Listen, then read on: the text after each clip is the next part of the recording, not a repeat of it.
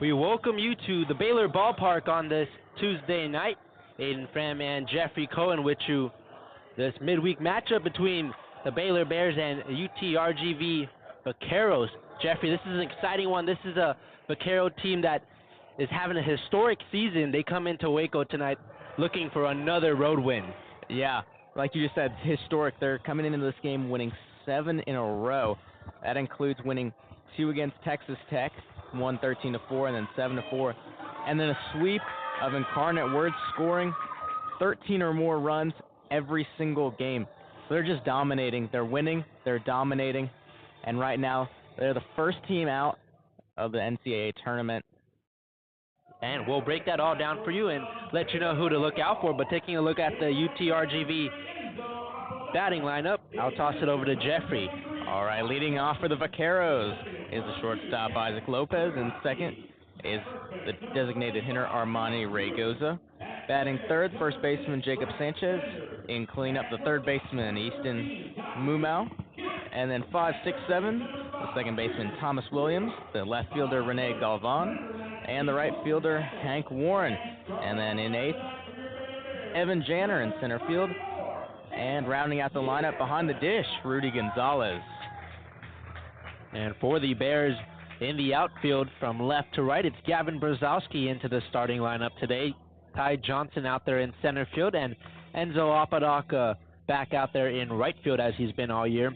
In the infield, Pearson Reebok gets to start at the hot corner. Tyree Kemp, the impressive shortstop, back out there. Travis Sanders starts at second, and John Ewens is back at first base today. Cortland Castle gets the start behind the dish.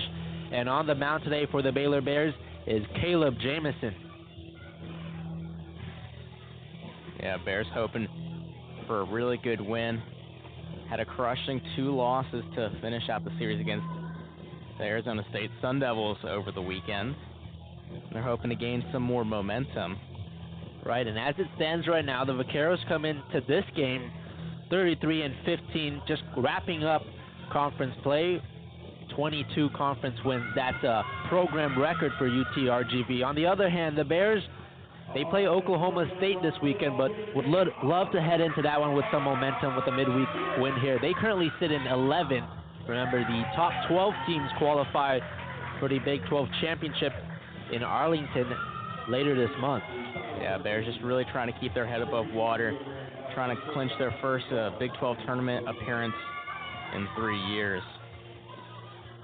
And we're just about set to get underway here in Waco. Isaac Lopez leads things off for the Vaqueros, the senior shortstop, facing the lefty Caleb Jamison, the 37th consecutive game where the Bears have started a left-handed pitcher on the mound. Jamison with a tan glove in front of his face gets set, fires in, and this one sent in the center field. Ty Johnson settles under it, reaches up, and makes the grab. A quick out for the Bears. Well, that's exactly how you want to start off this game. Isaac Lopez hitting .353 on the year.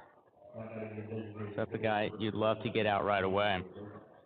And here's Armani Raygoza, an impressive hitter for UTRGV, no doubt their best guy, as Jamison deals the fastball in the zone for strike one. Raygoza batting .376, has 15 home runs this year. There's a lefty-on-lefty matchup. Home plate umpire Lance Barnes calls time, has a quick word with Jamison on the mound, and we're set to resume play. A navy and orange bat over his head. Raygoza stares at the fastball down the heart of the plate. 0-2 the count, 1 out, top of the first. UTRGV against Baylor on this Tuesday evening. The 0-2. Fastball down the middle, got him looking. A 3-pitch strikeout for Caleb Jamison, the first of his day. Yeah, great start for Caleb Jamison, just trying to keep that momentum going. Hasn't given up a run in his last 3 appearances. Last time he gave up a run, he gave up 3 to Texas State back on April 8th. 2 quick outs for the Bears, and here's Jacob Sanchez. He chops one foul along the right side. 0-1 the count. Sanchez batting .331, 8 home runs this year. Vaqueros coming off a series sweep against Incarnate Word as the fastball from Jamison just misses in. 1-1 the count, 2 outs, top of the first.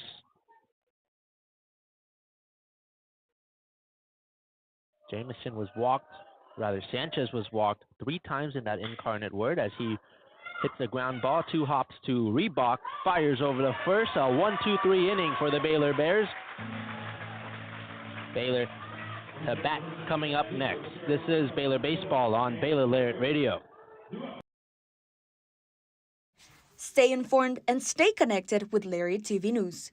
Tune in to LTVN every Friday, your go-to source for everything happening on campus and around Waco. From breaking stories to exclusive interviews, we cover campus events, student life, sports updates, and more. By the students, for the students. Catch our latest broadcast every Friday afternoon on YouTube by searching Baylor Lariat TV News. Hey there, Bears. Are you living your best life this year at Baylor? Well, we've got great news. The Baylor Roundup Yearbook has been right there with you, capturing those memories at every event. So don't forget to buy your 2022-23 Baylor Roundup Yearbook today and share your memories with friends and family for generations to come. But wait, did you already graduate? Don't worry, we've got you covered. We have yearbooks dating all the way back to 1896. So visit our website today at www.baylor.edu/roundup and order your copy. That's www. Back from Waco, UTRGV in town to take on the Baylor Bears. A scoreless top frame of the first for the Vaqueros. And here come the Baylor bats. They start with Enzo Apodaca leading off, followed by Travis Sanders, the sophomore second baseman, batting second. Tyreek Kemp bats third, and Pearson Reebok, the freshman third baseman, bats cleanup. 5, 6, and 7 goes Hunter Simmons, Gavin Brzezowski, and John Ewan. Ty Johnson in center field bats 8, and Cortland Castle behind the dish rounds out the batting lineup for the Bears. And for the Vaqueros defense, I'll toss it over to Jeffrey. Yeah, as I said earlier in the game, Rudy Gonzalez gets the nod behind the dish. Jacob Sanchez at first, Thomas Williams and Isaac Lopez in the middle infield. Easton Mumau at third. Rene Galvan in left. Evan Janner straightaway center. And Hank Warren in right. Robert Bonilla gets the start on the mound.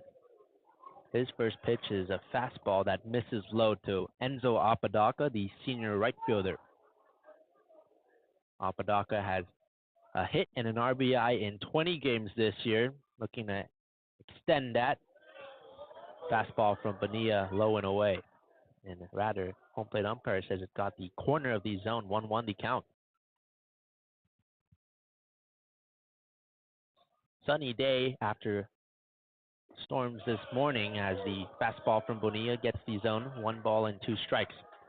Thunderstorms this morning, but it's a beautiful day for baseball as the Brazos River runs from left to right behind the outfield wall. Good crowd here at the Baylor Ballpark. The 1-2. Low from Bonilla. 2 balls, 2 strikes, no outs, bottom of the first. Yeah, similar situation for Enzo Apodaca leading off Sunday where he got a double. Robert Bonilla's given up a .435 average to leadoff hitter so far this season. 2-2 pitch is chopped on the ground to third base, picked up by Mumau. He fires over to first to Sanchez and retires Apodaca.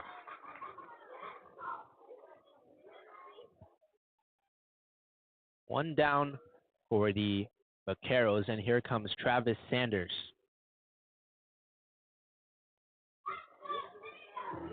Sanders has been impressive this year in his first year as a Bear, the transfer from Texas Tech. Leads the Bears in batting average coming into this one as he steps into the right-handed batter's box, facing the righty Bonilla. Bonilla kicks and deals. Fastball in the zone, strike one. Sanders steps out for a moment now, steps in, taps the plate. White gloves holding that red bat. Bonilla gets set, now fires home. Swing and a miss through the breaking ball. Yeah, way out in front of that 78-mile-an-hour breaking ball. Bonilla's shown more fastball, topping at 91 miles an hour early this evening. 0-2 the count against Sanders. Here's the pitch. A swing and a miss through the breaking ball. And down goes Travis Sanders, the first strikeout of the day for Bonilla.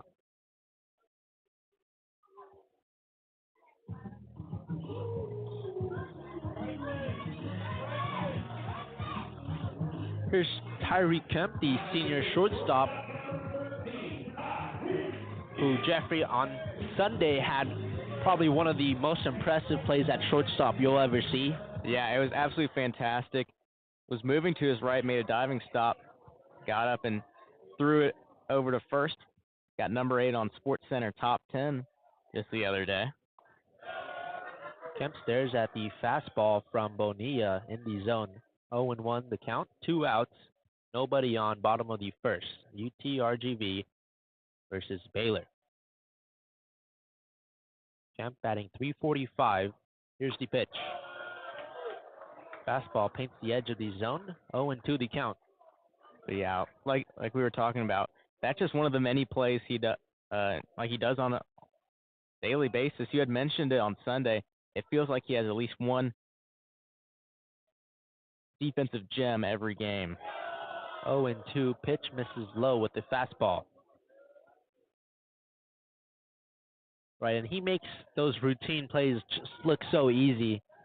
And in reality, that's probably a really difficult play. Anyone that goes out there and just sees how far it is to make that throw. As here's the 1-2 roped into center field by Kemp. A base hit to start his day. The 2-out single for the senior shortstop. Yeah, he really does it all for the Bears. We're talking about how good his defense is, but again, he's one of the premier hitters on this team. If you're Mitch Thompson, you just could not be happier with how Tyreek Kemp has improved between this season and last season, and just from the start of the season until now, he just continues to get better and better. This is the true freshman Pearson Reebok. Grounds one towards second base, scooped up by Williams over to Sanchez to retire the side. No score through 1 inning. Top of the second coming up next from Waco. This is Baylor Baseball on Baylor Lariat Radio.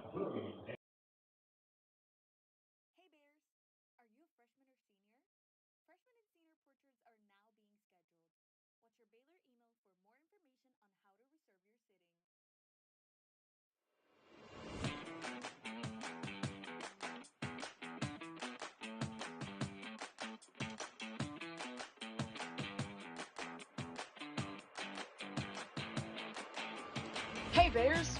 Are you always the last to know about what's happening at Baylor? Are you left quiet in a group when talking about last week's game? Well, you haven't gotten your morning buzz yet. Did you know you can get your dose of current Baylor news every Tuesday through Friday straight to your inbox? The Baylor Lariat Morning Buzz e-newsletter provides you with breaking Baylor stories, local events, and in-depth sports coverage daily. You can be in the know on all things Baylor. If you aren't already buzzing, go to BaylorLariat.com. That's BaylorLariat.com and click the subscribe now to get your morning buzz from the Baylor Lariat.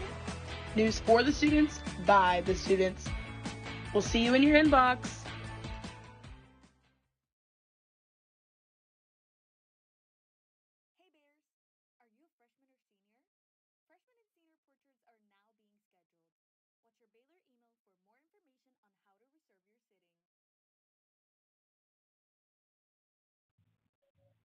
Back from the Baylor Ballpark, top of the second inning, UTRGV taking on Baylor. Tuesday evening, Aidan, Pham, and Jeffrey Cohen with you. A scoreless first frame. It was a fast-moving one, Jeffrey. Yeah, absolutely. Caleb Jamison started off this game with 7 pitches total. And Robert Bonilla for the Vaqueros, pretty similar number as well. And We're only a couple minutes through this game. We're already into the second inning. Here's Easton Muma. First pitch he gets is a high fastball from Caleb Jamison, up and in. Muma starting at third base today. 314 batting average. Ropes one in left field. Pearson Reebok dove for it, and it flew right by him. It's a base hit to start the inning for the Vaqueros. Yeah, really hard hit ball. Like you said, just past the diving reach of Pearson Reebok. And it's the first base runner for UT Rio Grande Valley. Runner on first, and here comes Thomas Williams, redshirt junior second baseman. Was 2 for 5 with an RBI against Incarnate Word. First pitch from Jamison is dropped by Castle, and as a result, Muma advances to second. Goes down as a pass ball.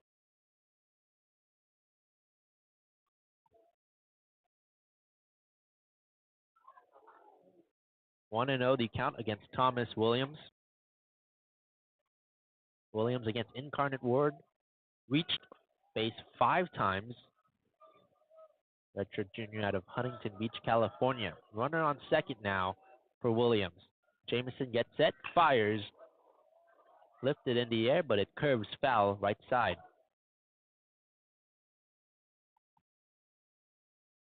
Williams homered in back-to-back games earlier this year versus McNeese. Jamison gets the pitch calm, now steps on the mound. Stares in, now peeks back at second. Dixon fires home. Breaking ball low. 2 balls, 1 strike, no outs, runner on second. No score yet between UTRGV and Baylor. Bears in the green tops, white bottoms. Vaqueros, gray tops and gray bottoms with an orange stripe. This one driven in the air towards left field. Brzezowski backing up, and he stares as it's gone. A 2-run blast from Thomas Williams, and the Vaqueros a 2-0 lead here in the top of the second.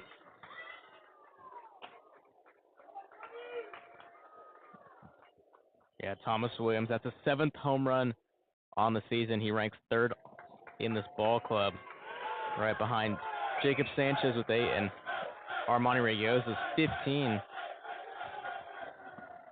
And the Vaqueros out to a quick lead here in Waco. Williams, like Jeffrey said, his 7th home run of the year, and Vaqueros up 2-0. Here's Reen Galvan, breaking ball from Williams. Jamison is away.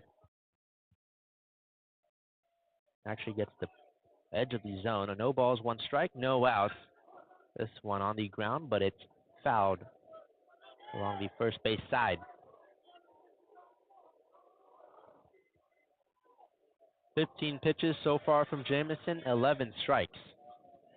Now facing the lefty Galvan. He kicks and deals. 84-mile-an-hour pitch froze Galvan up.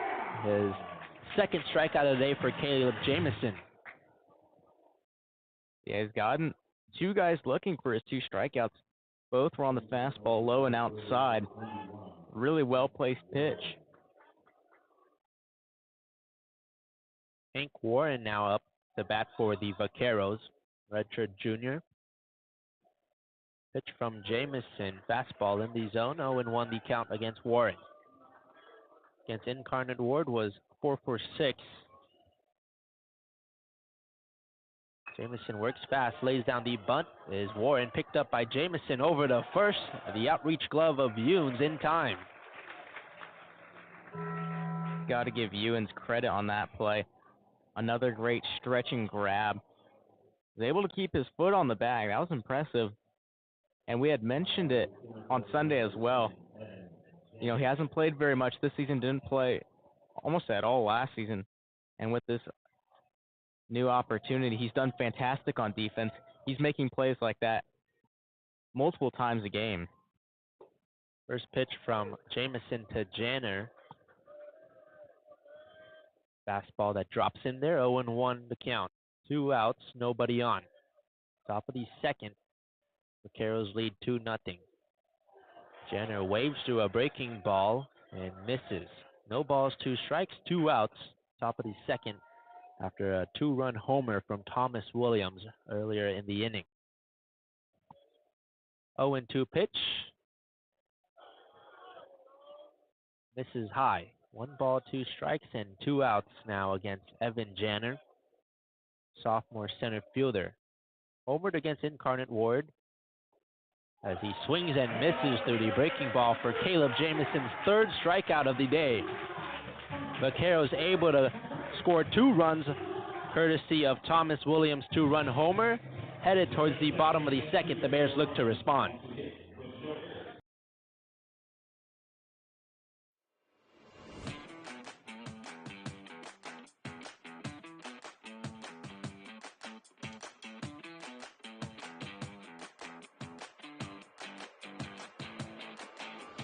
Hey Bears! Are you always the last to know about what's happening at Baylor? Are you left quiet in a group when talking about last week's game? Well, you haven't gotten your morning buzz yet. Did you know you can get your dose of current Baylor news every Tuesday through Friday straight to your inbox? The Baylor Lariat Morning Buzz e-newsletter provides you with breaking Baylor stories, local events, and in-depth sports coverage daily. You can be in the know on all things Baylor.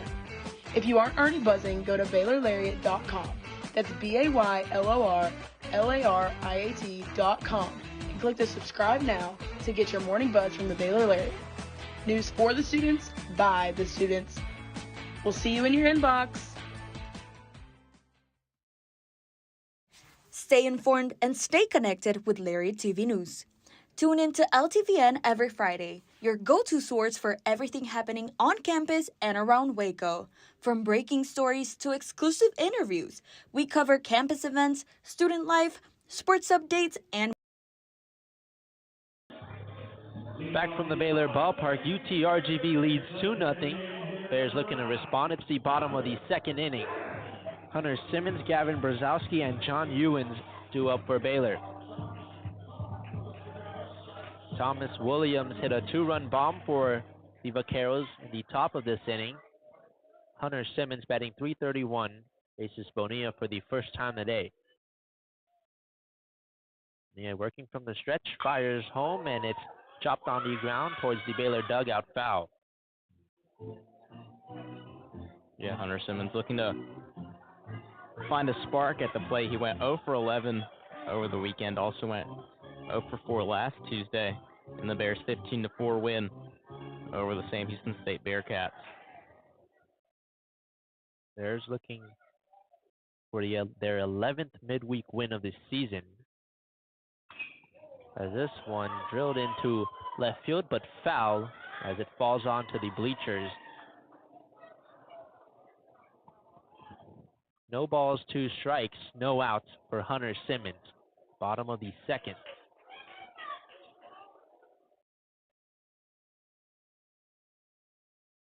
Bonilla gets set, now fires home. Breaking ball misses in. 1 ball, 2 strikes, no outs. Robert Bonilla made his first career start a couple weeks ago, pitching 4 2/3 innings against Texas Tech. The 1-2. Fastball misses away. 2-2 the count. Simmons steps out, takes a quick breath, and now back into the right-handed batter's box. Black and white gloves holding that silver bat.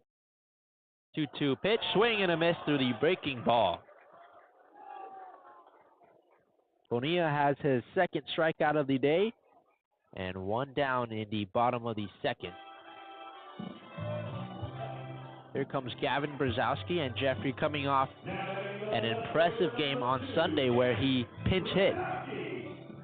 Yeah, Gavin Brzezowski on Sunday had pinch hit for the left fielder Wesley Jordan. He went 2 for 2 with a home run and a double, had 3 RBIs. That was his 3rd multi-hit game of the season, and came pinch hitting, so came up in a big spot. Here's the pitch from Bonilla, low and in at the feet of Brzezowski. 1-0 the count against the sophomore left fielder. Yeah, you can make the argument that his performance on Sunday kind of fueled the Bears trying to come back. This one rolled on the ground, scooped up by Williams, and he bobbled it. Brzezowski will get aboard first as a miscue for the Vaqueros. Yeah, if you're the Bears, you're already down. You don't want to go. And as we know, that this Vaquero offense can be dangerous, so you need to get on by any means necessary. And you need any spark you can. Brzezowski on first. Here comes John Ewens, the redshirt freshman. Pitch from Bonilla, rode straight up the middle towards William. Pitch back to Lopez. Turn to first to Sanchez to complete the double play. That does it for the second inning. Bears unable to add on as they trail 2-0. Top of the third coming up next. This is Baylor Baseball on Baylor Lariat Radio. Hey there, Bears. Are you living your best life this year at Baylor? Well, we've got great news. The Baylor Roundup Yearbook has been right there with you, capturing those memories at every event. So don't forget to buy your 2022-23 Baylor Roundup Yearbook today and share your memories with friends and family for generations to come. But wait, did you already graduate? Don't worry, we've got you covered. We have yearbooks dating all of the way back to 1896. So visit our website today at www.baylor.edu/roundup and order your copy. That's www.baylor.edu/ROUNDUP. Have a great year, Bears, and sick 'em. Hey there, Bears. Are you Hey Bears, are you a freshman or senior? Freshman and senior portraits are now being scheduled. Watch your Baylor email for more information on how to reserve your sitting. Hey Bears. Top of the third inning here from the Baylor Ballpark. Vaqueros and Bears on the Tuesday evening midweek matchup. Vaqueros lead 2-0. The last inning ended with a double play. And now UTRGV back up to bat Rudy Gonzalez, Isaac Lopez, and Armani Raygoza. Caleb Jamison back out there for another innings of work. He's going to face Rudy Gonzalez, batting 192.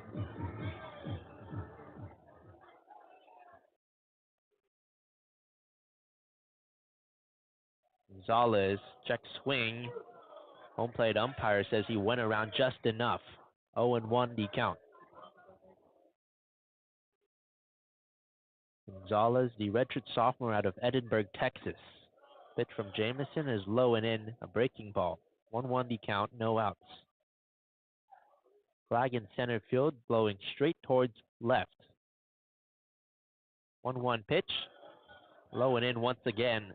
2 balls, 1 strike, no outs against Rudy Gonzalez. No home runs this year, has 5 RBIs. The pitch. Fastball just high. 3 balls and 1 strike, no outs against Rudy Gonzalez. Gonzalez, the orange long sleeves, stares at a low and in pitch from Jamison.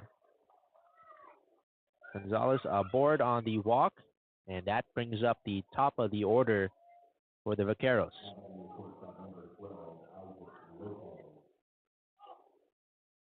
I don't think Jameson just having to stay locked in this game. I think giving up that home run's kind of taking him off his game a little bit. Had a really strong first inning, but he just needs to regroup and rebound.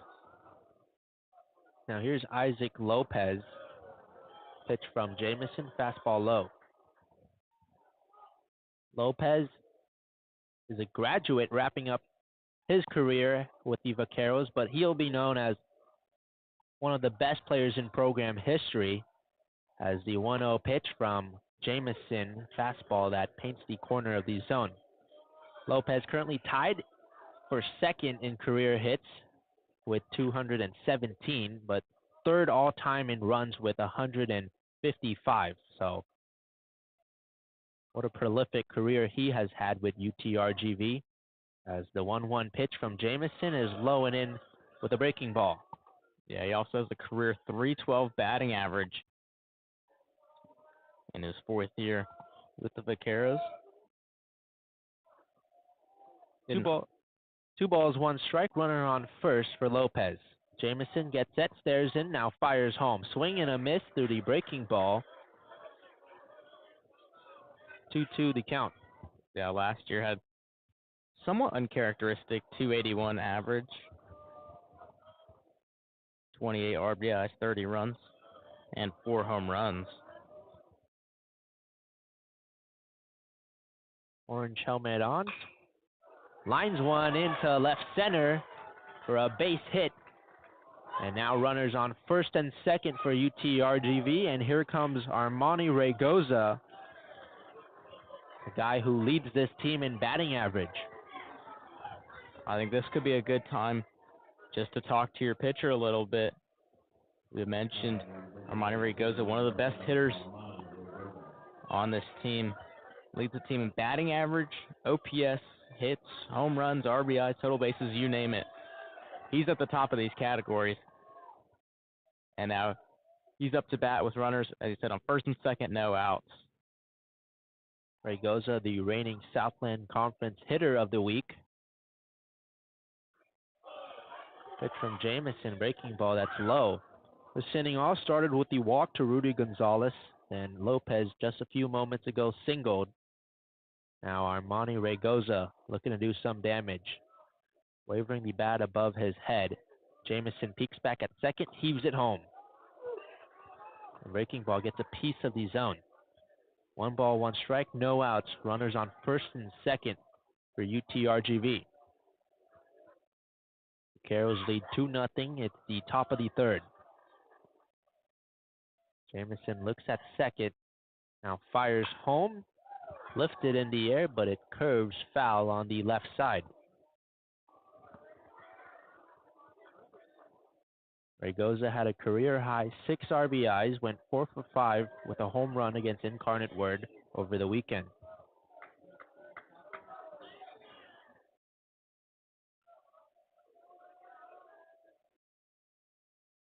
Two on, 1-2 pitch. Jamison misses with the fastball away. Yeah, that's been a strikeout pitch so far this game. Caught 2 guys looking in the first 2 innings on that low and outside fastball, but just held on a little too long. 2-2 pitch. Waves and misses as Raygoza right through the high fastball from Caleb Jamison. His 4th strikeout of the evening. Yeah, he's changing it up right there.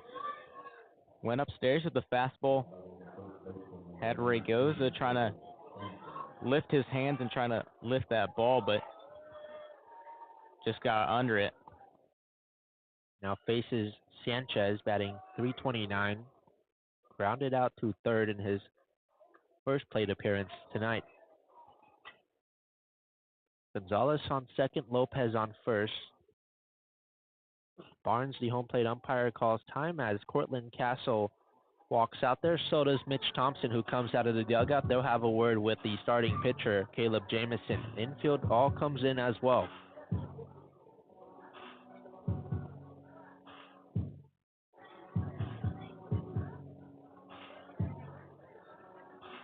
Rudy Gonzalez was walked to start this inning. Isaac Lopez had a single, and Jamison got the first out of this inning with the strikeout to Raygoza. Looks like that'll do it for Jamison's day. That completes the evening for Caleb Jamison. 2 innings in a 3rd pitch, 3 hits, and 2 earned runs. Had 4 strikeouts. With the pitching change, we'll step aside for a moment. This is Baylor Baseball on Baylor Lariat Radio.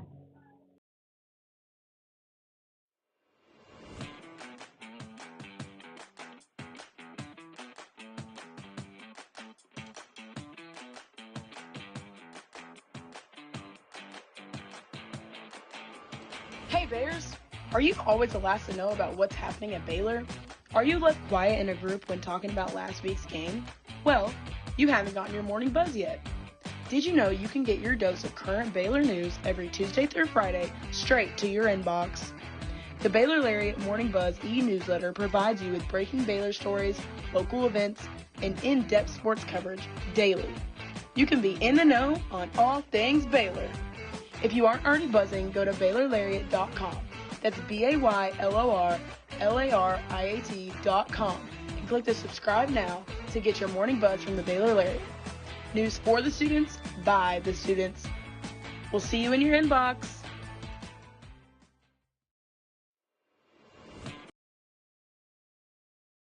Stay informed and stay connected with Lariat TV News.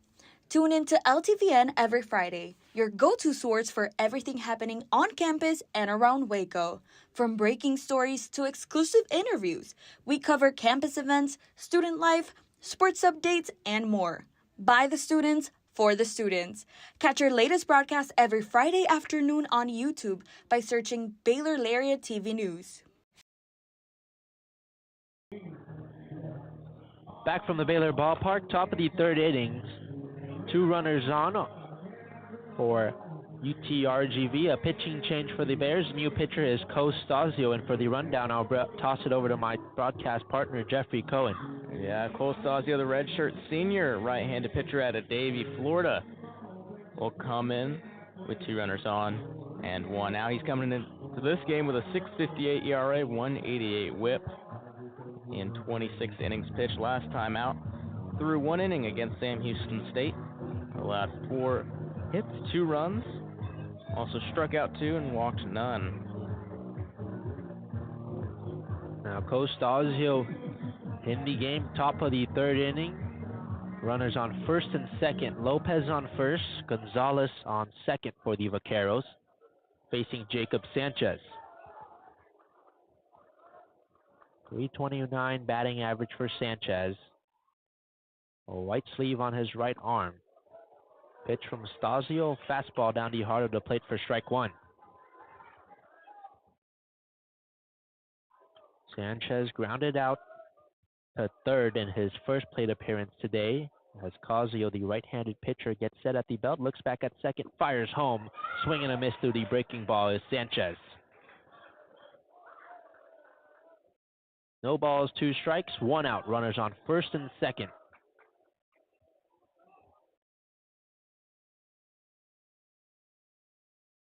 Stasio gets set, heaves it home, and planted foul by Sanchez in front of the plate. First half of the lineup for the Vaqueros is just lethal. First 4 hitters, all batting over 300.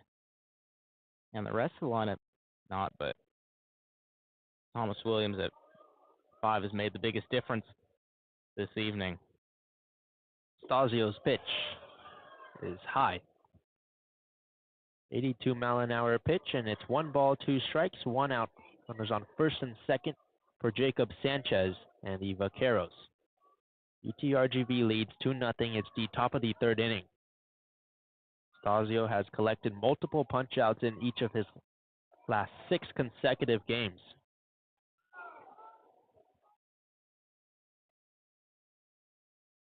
Time called, and it's going to be pitch clock violation on Costasio.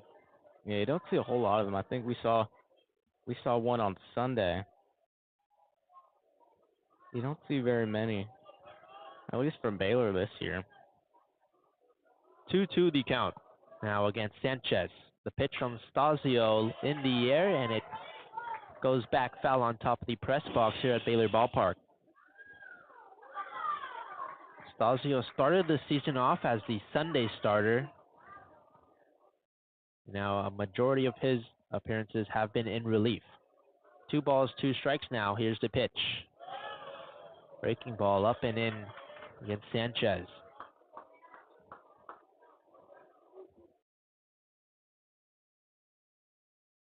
Jacob Sanchez, the graduate first baseman out of San Juan, Texas. 3-2 pitch, rope towards Pearson, Reebok at third, it rolls into the corner. Rounding third is Gonzalez. He scores.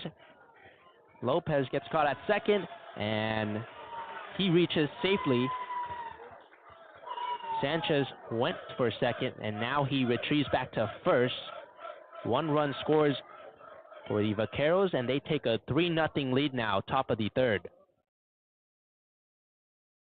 Yeah, both Lopez and Sanchez wanted to dig for an extra base, but were held up at the last minute, both having to quickly retreat.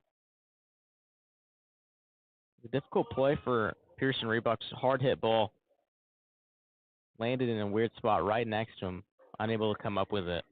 It's an RBI single as Muma drills this one into left field. Brzezowski makes the grab, and the toss is just off the mark, but Pearson Reebok retrieves it. Runners stay put on first and second. 2 outs now, top of the third. Vaqueros lead 3-0.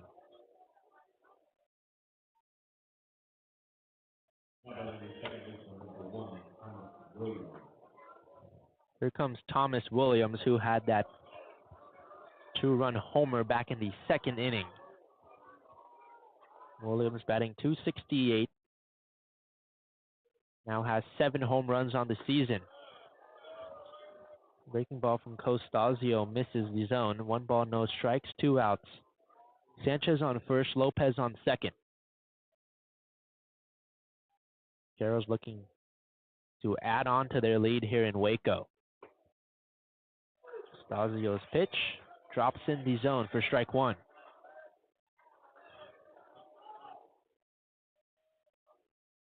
1-1 the count, 2 outs, 2 runners on.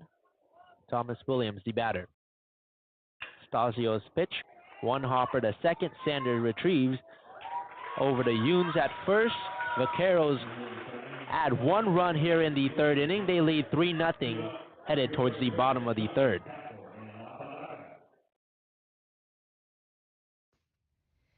Hey there, Bears.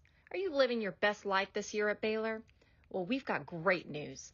The Baylor Roundup Yearbook has been right there with you, capturing those memories at every event. So don't forget to buy your 2022-23 Baylor Roundup Yearbook today and share your memories with friends and family for generations to come. But wait, did you already graduate? Don't worry, we've got you covered. We have yearbooks dating all of the way back to 1896. So visit our website today at www.baylor.edu/roundup and order your copy. That's www.baylor.edu/ROUNDUP. Have a great year, Bears, and sick 'em. Hey there, Bears. Are you living your best life this year at Baylor? Well, we've got great news. The Baylor Roundup Yearbook has been right there with you.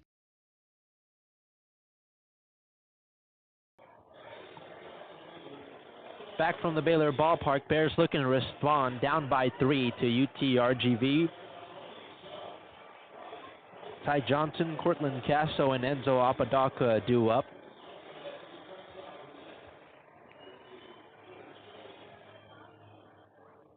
Bears down by 3, but no strangers this year from playing from behind. I already have 11 come from behind wins this season.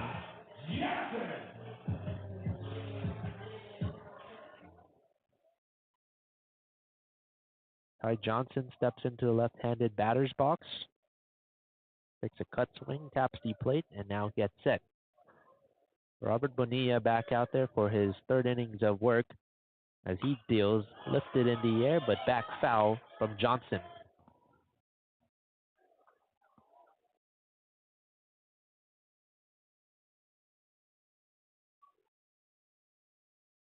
Ty Johnson, the .253 batter.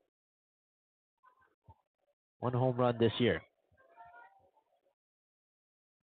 Bonilla gets set at the belt, now heaves it in. Fastball just misses low from Robert Bonilla. 1-1 the count. Bonilla 23 pitches thrown, 16 strikes, 7 balls. Johnson, black bat next to his left ear. Pitch from Bonilla, breaking ball, misses away. Yeah, it was the last time out. Ty Johnson went 0 for 3 against Arizona State. Did reach on 2 walks. He had 4 walks total over the weekend.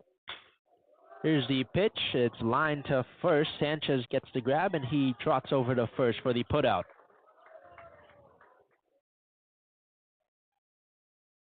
Difficult hop for Sanchez. He was charging it, but had to get it on a short hop and was able to run to his left and step on the bag against the speedy Ty Johnson for the first out of the inning. Here comes Cortland Castle, the senior, getting the start behind the dish today, splitting time with J.J. Kenneth this season. 268 batter. Looking to get something going here for the Bears, down by 3. Bonilla sets and delivers. Breaking rather fastball low.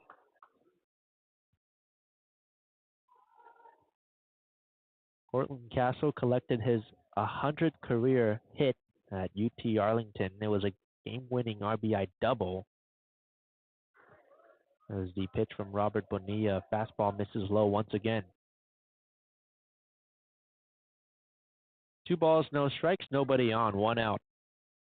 Vaqueros lead 3-0. It's the bottom of the 3rd here in Waco.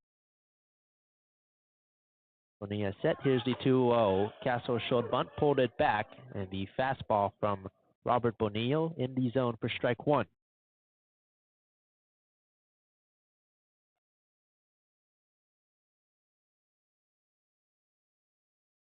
Cortland Castle, no home runs this year as he grounds one to shortstop, scooped by Lopez over to Sanchez, who reaches out and looked like he bobbled the ball. Cortland Castle is safe at first. Yeah, it looked like he had made the initial catch trying to stretch forward, but the ball trickled out of his glove, and Cortland Castle gets on base with 1 out. So multiple miscues already in the ballgame for the Vaqueros that have resulted in runners on for Baylor. See if they are able to take advantage of that here as Enzo Apodaca steps up to the plate. Apodaca grounded out to third in his first plate appearance today. There's at the fastball from Bonilla down the heart of the plate. 0-1 the count, 1 out, runner on first. That's Cortland Castle for Enzo Apodaca. 0-1 pitch. Fastball misses the zone.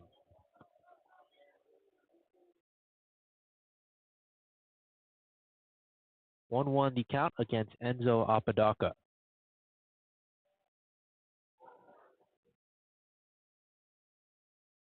Looking for his first hit of the day, as here's the 1-1 pitch. Castle takes off, but it's fouled and falls onto the stands on the left side as Cortland Castle makes the trot back to first base.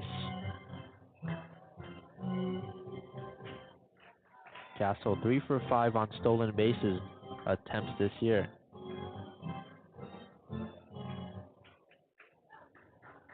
One ball, 2 strikes, 1 out, bottom of the 3rd. Runner on first for Enzo Apodaca. Bears down 3-0. Pitch from Bonilla, low and in. Apodaca tried to hop out of the way. Looked like it got a piece of him, as now he kind of gingerly walks to first base.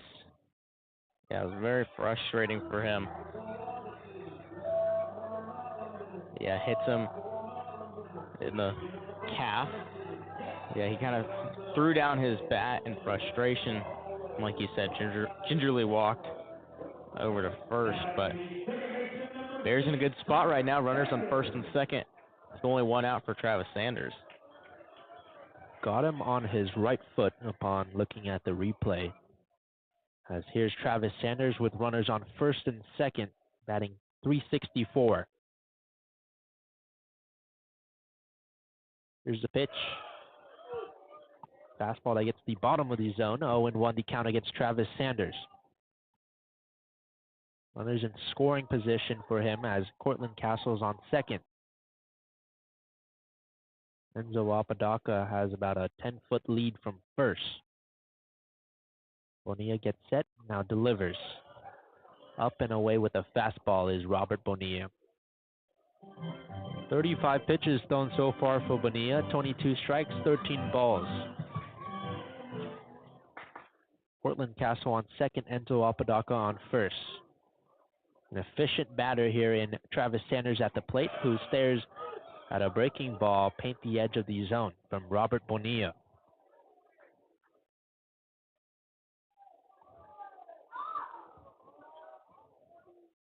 Sanders led the team in home runs in the month of April, had 5 of them.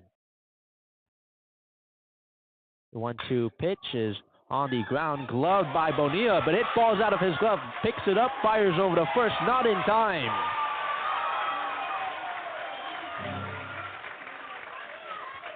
Bonilla got it on the one hop, and it fell out of his glove, was able to regain control of it, but his throw over to Sanchez at first base was not in time. Now the bases are loaded for Tyreek Kemp. Yeah, not been a great inning defensively for the Vaqueros. Their second error of the inning. And here comes Derek Matlock, the head coach of UTRGV, out of the dugout. The entire infield comes in for a mound visit. Matlock has a couple words and claps his hands and says, "Let's go," to his entire infield.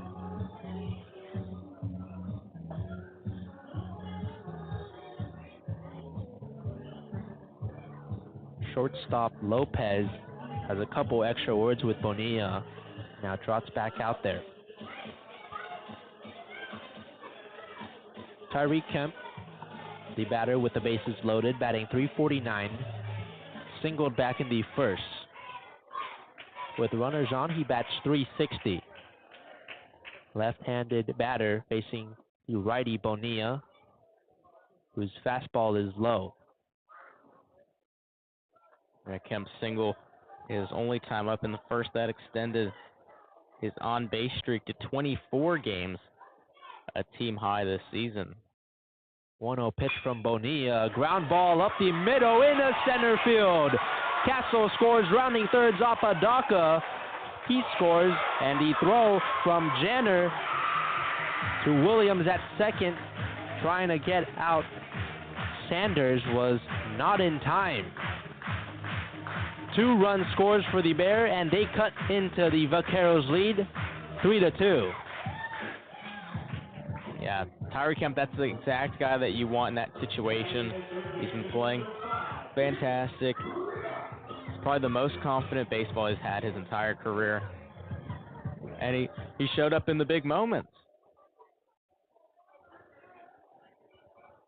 Sanders had a close play at second, but he's safe, as here's Pearson Reebok, the true freshman third baseman, stares at the 91-mile-an-hour fastball from Bonilla, missed low.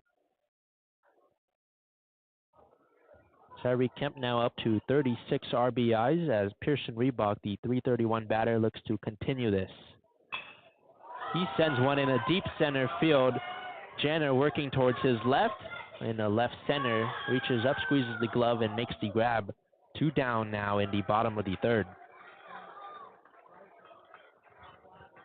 Yeah, that ball tailing over towards left field. The American flag over the batter's eye. Waving slightly to left field. Here's Hunter Simmons. Struck out in his first plate appearance today, back in the second. He's the senior designated hitter. Runners on first and second for Simmons. Pitch from Bonilla. Breaking ball that drops in the zone. 0-1 the count against Hunter Simmons.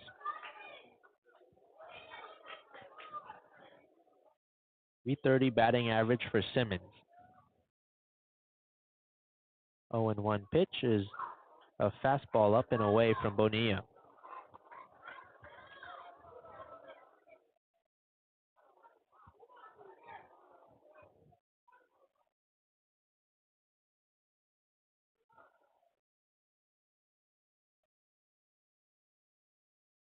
Bonilla steps off the mound.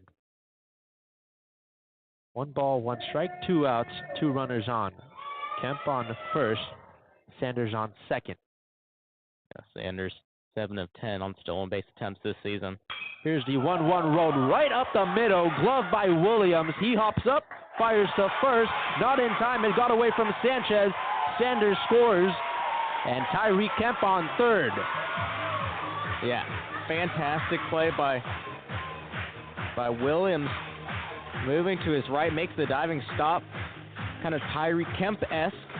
His throw over, one hop to the first baseman, Jacob Sanchez. He tried to glove it, but it went and bounced right off his glove. 1 run scores. Now there's runners on the corners with 2 outs for Gavin Brzezowski. Bears tie it up at 3. And now here's Gavin Brzezowski's runners on the corners, as Jeffrey said. Looking at take the lead now is Gavin Brzezowski.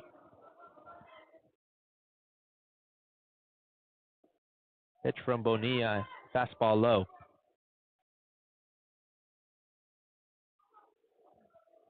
Brzezowski, as we talked about at the top, pinch hit on Sunday against Arizona State.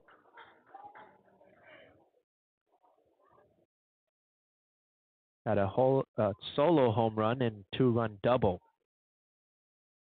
1-0 pitch is high from Bonilla.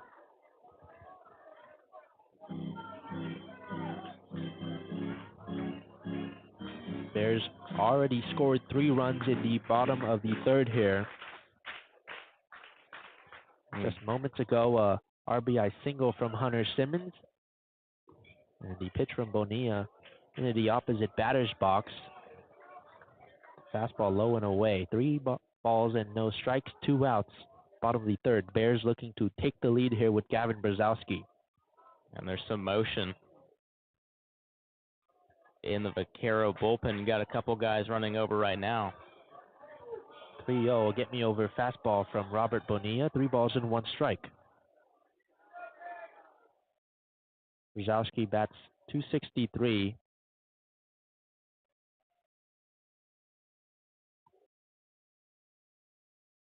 The 3-1.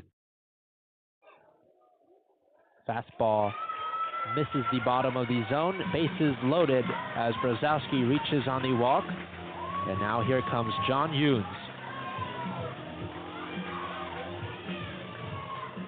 Really good at bat by Gavin Brzezowski. Just taking what the pitcher gives him. Not having to do too much. Didn't have to lift the bat at all. And it's a 5-pitch walk. John Younes stares at the fastball low from Robert Bonilla. Tyreek Kemp had a 2 RBI single. And shortly after, Hunter Simmons had an RBI single as well. And that pitch got a piece of Younes. And as a result, Tyreek Kemp walks home. Bears take a 4-3 lead over Baylor. Rather, the Bears take a 4-3 lead over the Vaqueros. Pitch got the toe of John Younes. And John Younes had 0 intention of moving out of that, away from that pitch. And now Derek Matlock will come and take his starting pitcher out of this ball game. Bears have put up 4 runs in the bottom of the third. Pitching change for the Vaqueros. We'll step aside for a moment as you're listening to Baylor Baseball on Baylor Lariat Radio.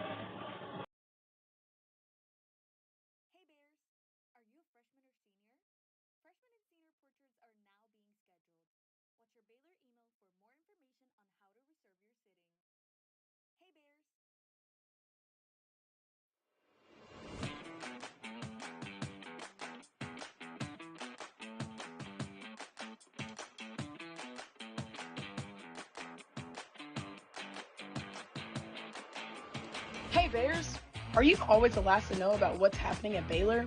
Are you left quiet in a group when talking about last week's game? Well, you haven't gotten your morning buzz yet. Did you know you can get your dose of current Baylor news every Tuesday through Friday straight to your inbox? The Baylor Lariat Morning Buzz e-newsletter provides you with breaking Baylor stories, local events, and in-depth sports coverage daily. You can be in the know on all things Baylor. If you aren't already buzzing, go to BaylorLariat.com. That's BaylorLariat.com and click the subscribe now to get your morning buzz from the Baylor Lariat. News for the students, by the students. We'll see you in your inbox.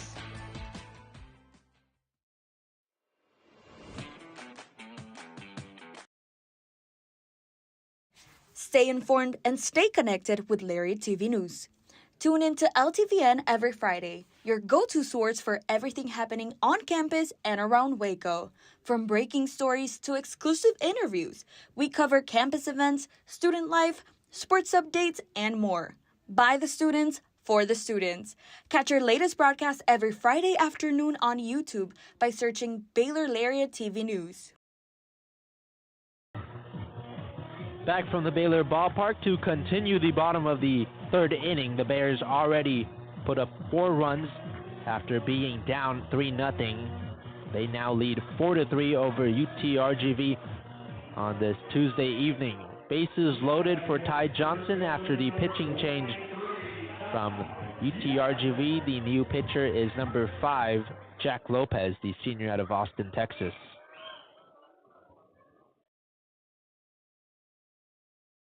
Lopez, first pitch. Fastball in the zone for strike 1.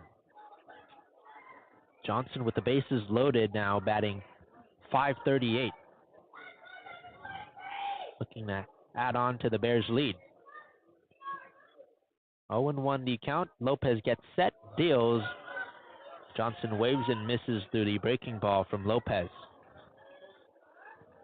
Jack Lopez coming into this game. 7.24 ERA. Pitched 1 2/3 innings against Incarnate Word on Saturday. Gave up 1 run on 2 hits. 0-2 pitch. Fastball just misses the zone in.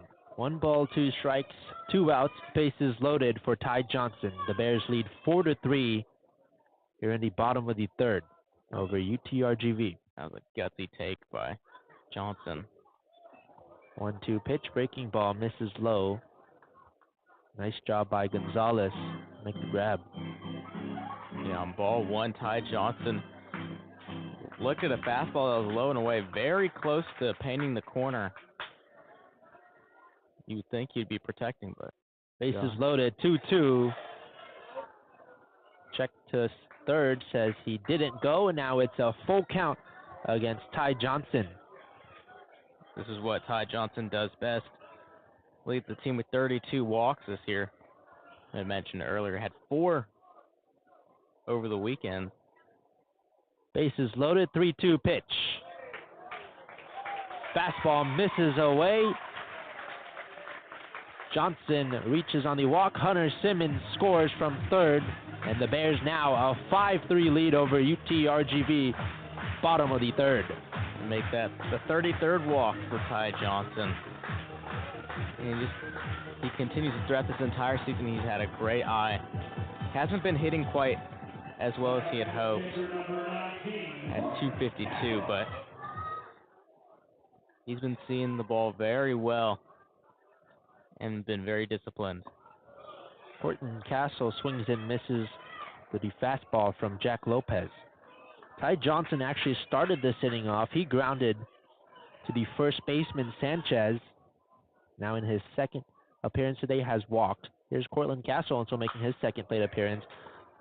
Rolls one along the third base line that just goes foul. A good crowd here at the Baylor Ballpark, as mostly green and gold with specks of orange out there. No balls, 2 strikes, bases loaded. Here's the pitch. In the air, deep left field. Galvin back at the wall. He hops. It's gone. A grand slam from Cortland Castle. His first home run of the season. And the Bears a 9-3 lead over UTRGV. What a great swing from the senior catcher, as he said, his first home run of the year, and it couldn't have come at a better time. Squares that ball up. And Galvan in left field, he gave it a good effort, leaped up at the wall, and the ball scraped right over his glove. And the Bears take a commanding 9-3 lead. Bears have scored 9 runs here in the bottom of the third after trailing 3-0. Enzo Apodaca now. Bears at the fastball from Lopez, low and away. No balls and 1 strike, nobody on, 2 outs. Lopez deals on the ground in the right field. Another base hit for the Bears in this inning. It's Enzo Apodaca this time. The 6th hit of the evening for the Bears. Yeah, that single right there extends Apodaca's hit streak to 15 games. An impressive stretch for him.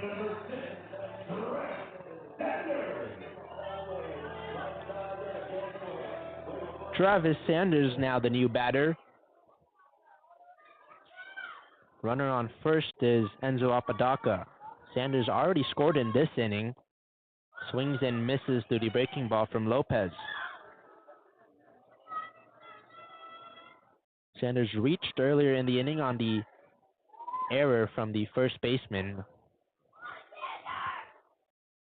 0-1 pitch from Lopez, lifted in the air, out to right field as Warren makes the grab for the final out of this inning. Cortland Castle had a grand slam. The Bears scored 9 runs in the bottom of the third, now headed towards the 4th inning. They lead 9-3.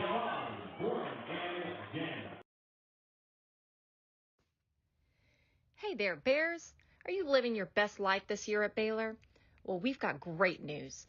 The Baylor Roundup Yearbook has been right there with you, capturing those memories at every event. So don't forget to buy your 2022-23 Baylor Roundup Yearbook today and share your memories with friends and family for generations to come. But wait, did you already graduate? Don't worry, we've got you covered. We have yearbooks dating all the way back to 1896. So visit our website today at www.baylor.edu/roundup and order your copy. That's www.baylor.edu/ROUNDUP. Have a great year, Bears, and sick 'em. Hey there, Bears. Are you living your best life this year at Baylor? Well, we've got great news. The Baylor Roundup Yearbook has been right there with you, capturing those.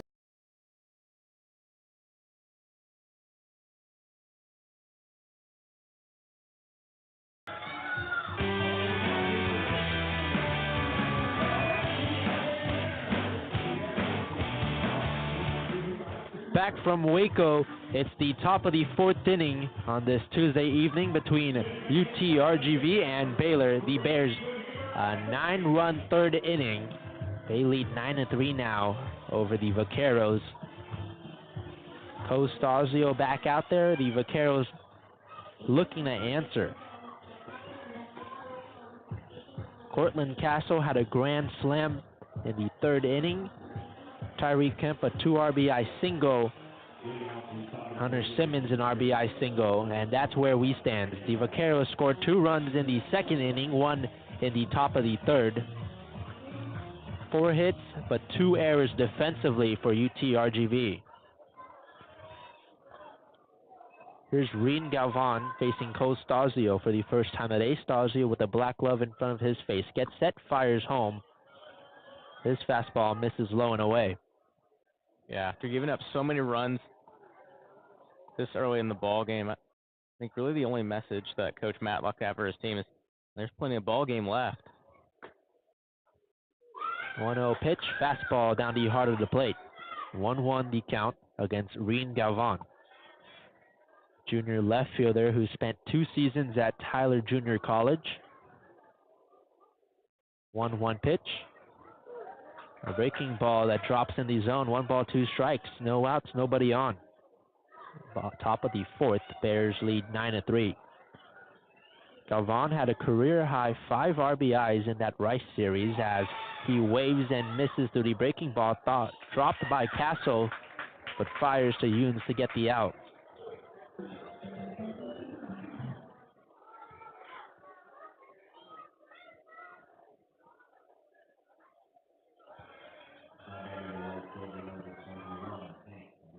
Here's Hank Warren,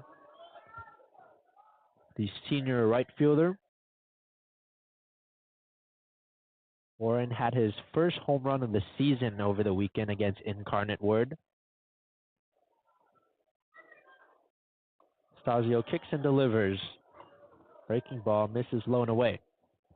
1-0 the count, 1 out, nobody on. Top of the fourth, Baylor leads 9-3. Pitch. Fastball that clips the edge of the zone. 1 strike, 1 out.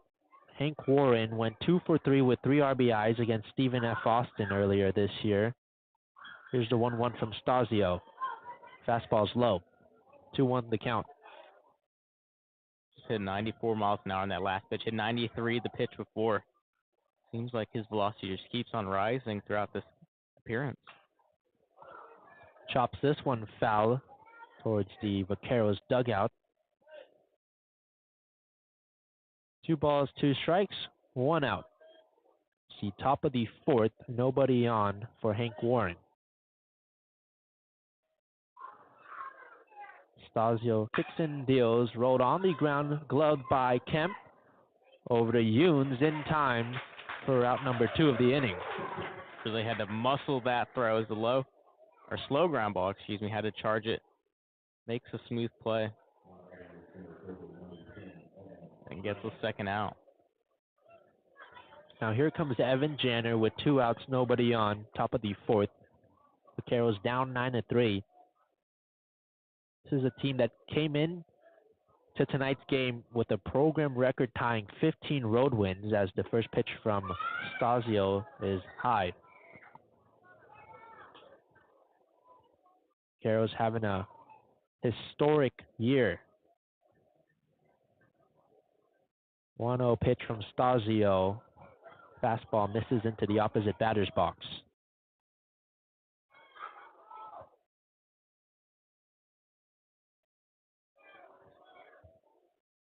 Janner's struck out in his first plate appearance today as the fastball misses into the opposite batter's box once again from Cole Stasio, who's thrown 23 pitches, 14 of them strikes.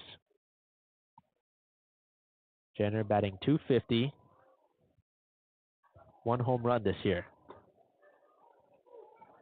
Fastball from Cole Stasio in the zone. 3 balls and 1 strike, 2 outs, nobody on for Evan Janner. Top of the fourth. Bears lead 9-3. Stasio gets set, kicks and delivers. Rope towards right field. Apodaca stares up, and that one's gone. The second home run of the day for the Vaqueros. This time, Evan Janner does it, and the Vaqueros cut into the lead, now 9-4. That was an absolute rocket to right field. Lands in the platforms overlooking the right field wall.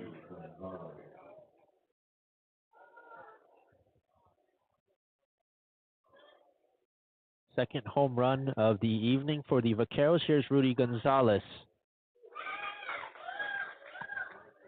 There's at the fastball in the zone for strike 1. Janner, that's his second home run of the season. Here's Rudy Gonzalez looking for his first of the year. Rolled on the ground, but just foul along the third base side. Yeah, it was bouncing on the line in front of the bag, but might have hopped right over and turned just foul as it goes beyond the bag. As catcher Gonzalez down 0-2 with 2 outs. Nobody on for Rudy Gonzalez after the home run from Evan Janner. He chops this one foul towards the backstop behind home plate. No balls, 2 strikes, 2 outs. Top of the 4th. Vaqueros trailing 9-4 over Baylor. 0-2 pitch is way upstairs from Costasio.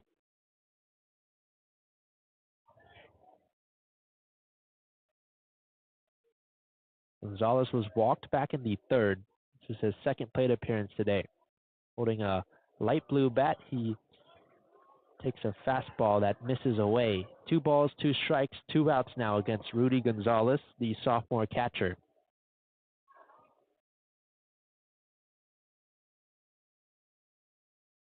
Stasio gets set, fires home, lifted in the air, and twists foul, and rolls onto the berm.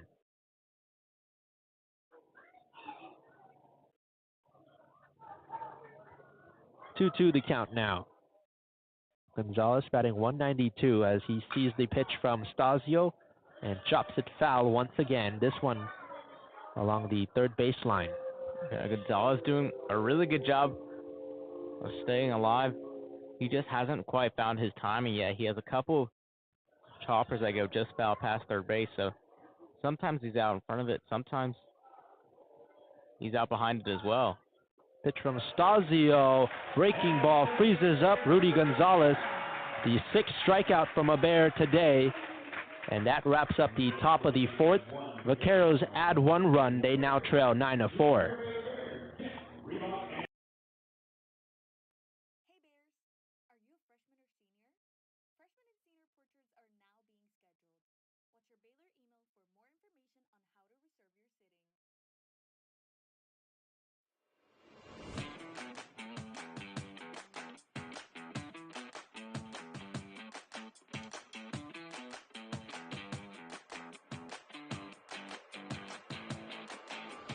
Hey Bears, are you always the last to know about what's happening at Baylor?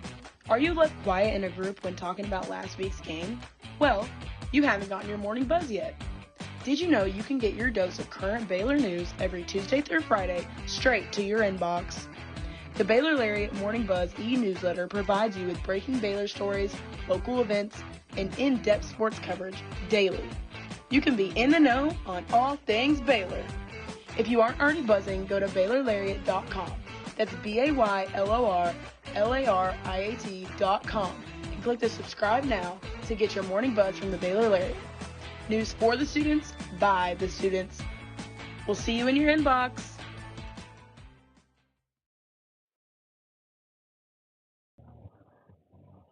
Bottom of the 4th here at the Baylor Ballpark. The Baylor Bears a commanding 9-4 lead over UTRGV. Aidan, Pham, and Jeffrey Cohen joining you tonight in Waco for our final broadcast of the baseball season. The new pitcher on the mound for the Vaqueros is Steven Oliva. Oliva earned his first career win with 2 scoreless innings at Incarnate Word over the weekend.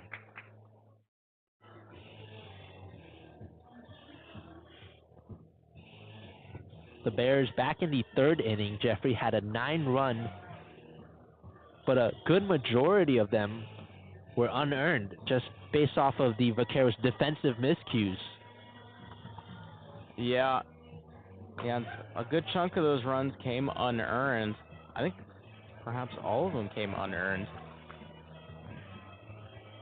with a couple of errors early in the inning. Should have ended the inning, but the Bears took advantage of them, and they struck for 9 runs. The Vaqueros came back with solo home run off the bat of center fielder Evan Janner. It's got the Bears lead down to 5. It's 9-4 halfway through the 4th inning. Now here's Tyree Kemp to start the inning for the Bears. Kemp had a 2 RBI single back in the 3rd. Lefty faces the righty Oliva, whose first pitch is a 96 mile an hour that just misses away. Oliva came to UTRGV as an infielder as he gets set for the 1-0 pitch. Orange glove deals in the air towards center field. Janner backs up and reaches up to retire Kemp.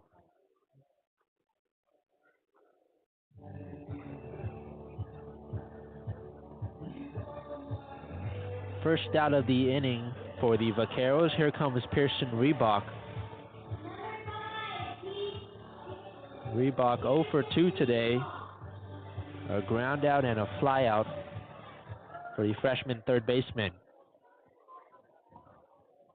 Oliva, orange glove in his left hand, gets set, deals home. It's a high pitch. It's 96 miles an hour. Goes through the glove of Gonzalez. Oliva came to UTRGV as an infielder, but after starting the fall 0 for 10, coaching staff asked him to throw a couple pitches in the bullpen. As this pitch is planted foul by Reebok. Threw a couple pitches in the bullpen. The coaching staff saw his fastball and was like, we need to transition you into a pitcher. There you go. And ever since then, he's shown flashes of 95 miles an hour. Already has a couple 96 miles an hour. And the coaching staff praising his slider as well. The 1-1 pitch now from Oliva. Breaking ball low. 2 balls, 1 strike, 1 out, nobody on for Pearson Reebok. Bears lead 9-4. It's the bottom of the 4th. Reebok with a red bat next to his left ear. Skies one in the air and it rolls back foul.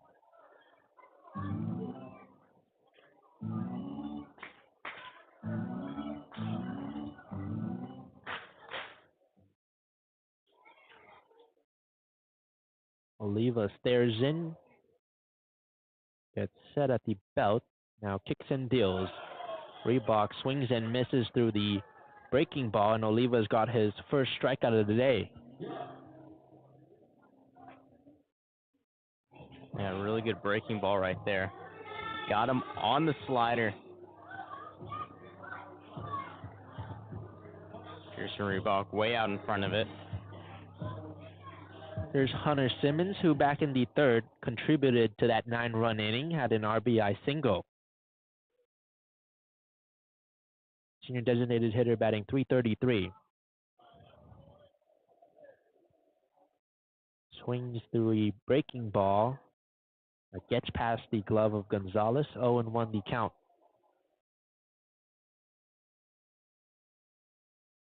Oliva already making his mark with UTRGV in his first season as he gets set for the 0-1 pitch. The breaking ball misses low.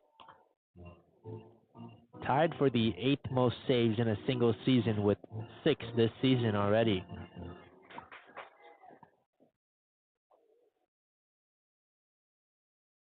Earned his first career win over the weekend against Incarnate Word, as here's his 1-1. 95 mile an hour fastball misses up and in against Hunter Simmons. 2 balls, 1 strike, 2 outs, nobody on. Bottom of the 4th. Bears looking to add on to their 9-4 lead. 2-1 from Oliva. Lifted in the air out towards right field. Warren settles under it and makes the grab. A 1-2-3 inning for the newly inserted Steven Oliva. And to the bottom of the 4th, to the top of the 5th we go. This is Baylor Baseball on Baylor Lariat Radio. Stay informed and stay connected with Lariat TV News.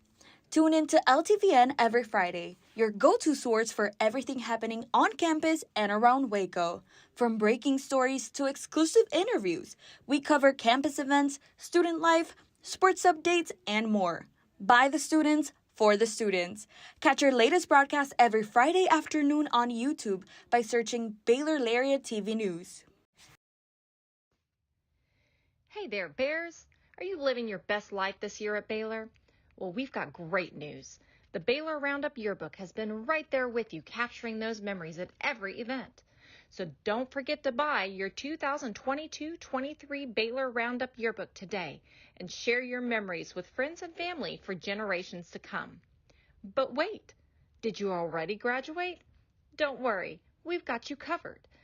We have yearbooks dating all the way back to 1896. So visit our website today at www.baylor.edu/roundup and order your copy. That's www.baylor.edu/ROUNDUP. Have a great year, Bears, and sick 'em.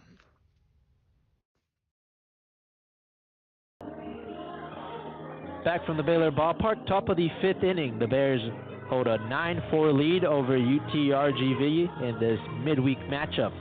Bears looking for their 11th midweek win of the season. They've won 15 of the last 16 midweek matchups. As here's Isaac Lopez to lead things off for the Vaqueros. Lopez, a single in the third and a flyout in the first.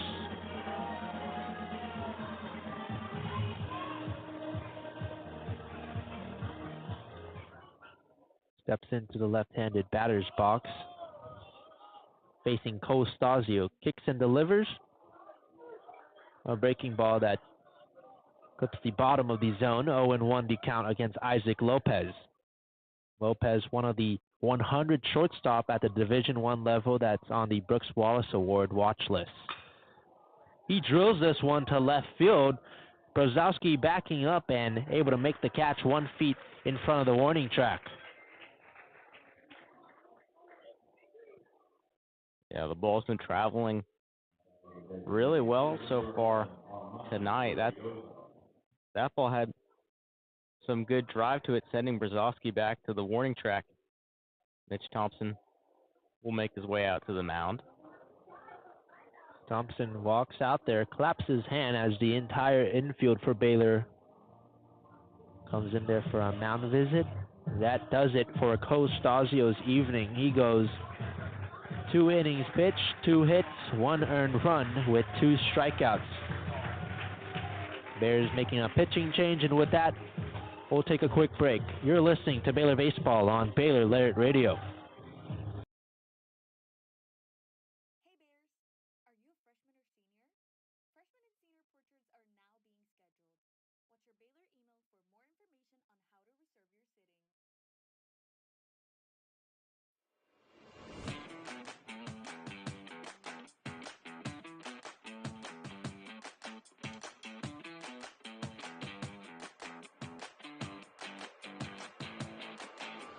Hey Bears, are you always the last to know about what's happening at Baylor? Are you left quiet in a group when talking about last week's game? Well, you haven't gotten your morning buzz yet. Did you know you can get your dose of current Baylor news every Tuesday through Friday straight to your inbox? The Baylor Lariat Morning Buzz e-newsletter provides you with breaking Baylor stories, local events, and in-depth sports coverage daily. You can be in the know on all things Baylor. If you aren't already buzzing, go to BaylorLariat.com. That's BaylorLariat.com and click the subscribe now to get your morning buzz from the Baylor Lariat. News for the students, by the students. We'll see you in your inbox. Stay informed and stay connected with Lariat TV News. Tune in to LTVN every Friday, your go-to source for everything happening on campus and around Waco. From breaking stories to exclusive interviews, we cover campus events, student life, sports updates, and more. By the students, for the students. Catch our latest broadcast every Friday afternoon on YouTube by searching Baylor Lariat TV News.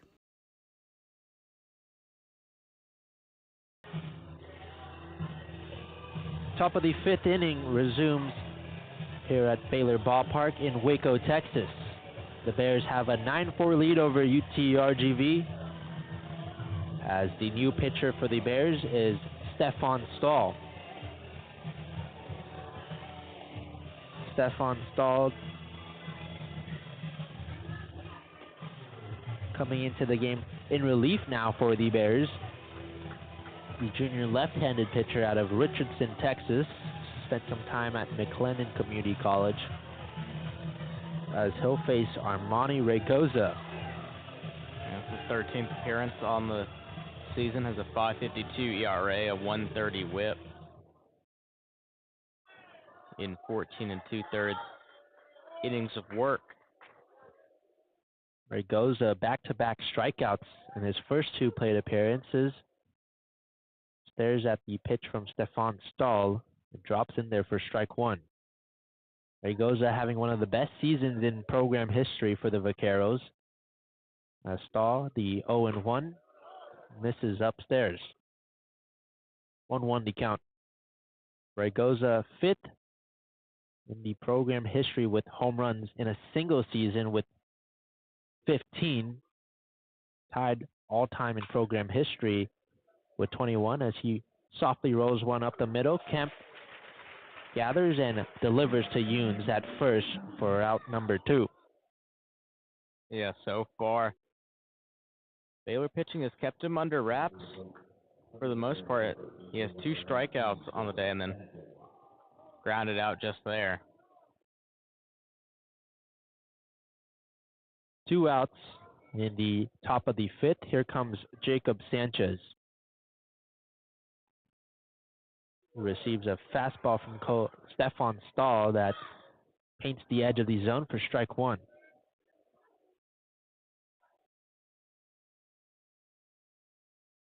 Sanchez, a single already today. Now he rolls one towards the shortstop. Kemp has it. Fires to first in time to Younes. 1-2-3 inning from the Bears. And to the bottom of the 5th we go as Jeffrey Cohen takes over play-by-play duties. Hey there, Bears. Are you living your best life this year at Baylor? Well, we've got great news. The Baylor Roundup Yearbook has been right there with you, capturing those memories at every event. So don't forget to buy your 2022-23 Baylor Roundup Yearbook today and share your memories with friends and family for generations to come. But wait, did you already graduate? Don't worry, we've got you covered. We have yearbooks dating all the way back to 1896. So visit our website today at www.baylor.edu/roundup and order your copy. That's www.baylor.edu/ROUNDUP. Have a great year, Bears, and sick 'em. Hey Bears, are you a freshman or senior? Freshman and senior portraits are now being scheduled. Watch your Baylor email for more information on how to reserve your sitting. It's an all-Texas matchup here at Baylor Ballpark as the Baylor Bears host the UT Rio Grande Valley Vaqueros. The Bears lead 9-4 halfway through the 5th inning as the pitcher Steven Oliva will come back out. And due up for the Bears, left fielder Gavin Brzezowski, first baseman John Younes, and the center fielder Ty Johnson.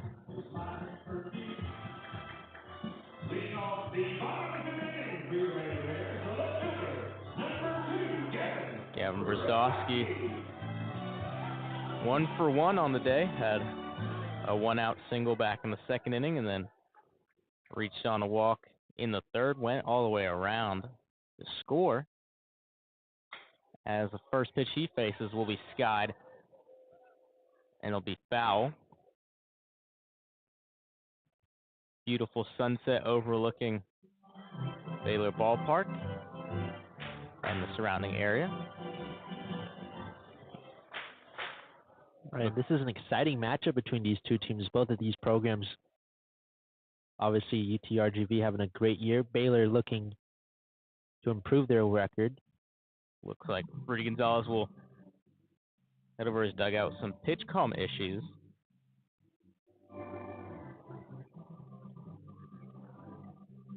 But it's been a action-packed couple of innings here at the Baylor Ballpark. Obviously that 9-run 3rd, but the Vaqueros not going down without a fight either. Yeah, they've scored 4 runs across 3 innings, scored 2 in the 2nd, and then 1 in the 3rd and 1 in the 4th to make it a 9-4 ball game. And the 0-1 pitch to Brzezowski. Breaking ball low and inside for strike 2.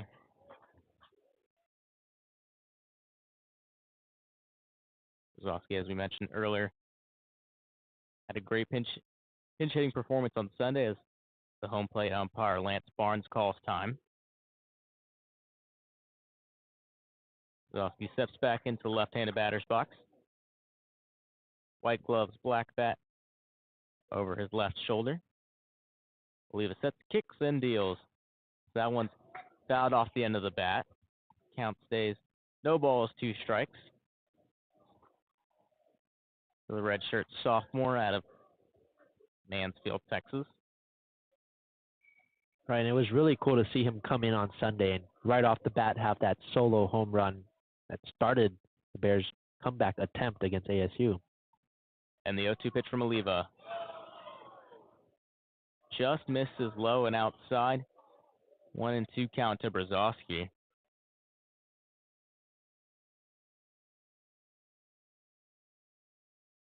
And settling in this 5-run ball game. Pitch to Brzezowski's fouled off. Lands into the Vaquero dugout. Looks like no one got harmed by the foul ball. Everything's all right. And they've had to deal with a couple of those today already. Sun Devils had some issues with that on Sunday and Saturday as well. As the 1-2 pitch, fastball way too high. And the count's tied up at 2, no outs, nobody on. Infield playing back with both middle infielders playing the shallow outfield grass. As a 2-2 pitch, swung on and missed. Brzezowski behind on that 94-mile-an-hour fastball. And there's one away here in the bottom of the 5th. Well, that's the second strikeout of the night for Oliva, and his fastball has been efficient to say the least. Gets Gavin Brzezowski for the first out of this inning. Yeah. In the 4 batters that Oliva's faced, that's 2 strikeouts and 2 fly balls. As the first baseman, John Younes, comes up to bat. Oliva sets. Fires home. That one breaking ball low and inside for strike 1. John Younes 0 for 1 today, grounded out to a 4-6-3 double play in the 2nd inning. Then got hit by a pitch in the 3rd that scored a run. As you look at that fastball, just a little upstairs. 1 ball, 1 strike. Continue to make some great defensive plays throughout his limited action. Has seen a lot more of it recently in the last week or 2. As that one's a breaking ball over the heart of the plate.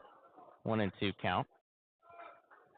Right, we saw Jack Little get the start on Sunday, and John Younes came in. He's done a good job of taking advantage of the opportunities he's received this late in the season. Check swing on the breaking ball, appeal over to 3rd. Third base umpire Andrew Fulton says he did not go. And it's a 2-2 count to Younes. Younes in that pinch hitting appearance on Sunday, he went 0 for 1. He'd be pinch hit 4 by Will Pendergrass shortly after. As that one misses just a little low and outside. Count runs full with 1 out, nobody on. The Vaqueros dugout was excited after that one. They thought that one just got a piece of the zone, but home plate umpire disagrees. Vaqueros pitching multiple times in this game have missed low and outside. As this one swung on, home plate umpire says Younes fouled it off his foot. And the count stays the same. 3 balls, 2 strikes. He's hitting .231 on the season. 3 hits and 13 at-bats. Have himself 3 RBIs.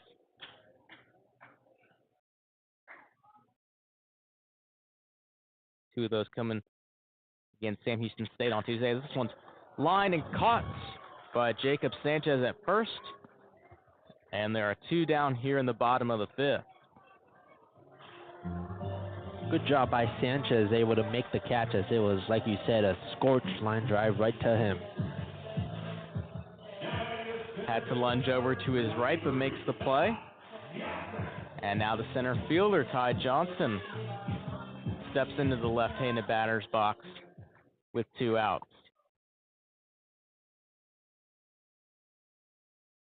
Johnson's looking for his first hit today.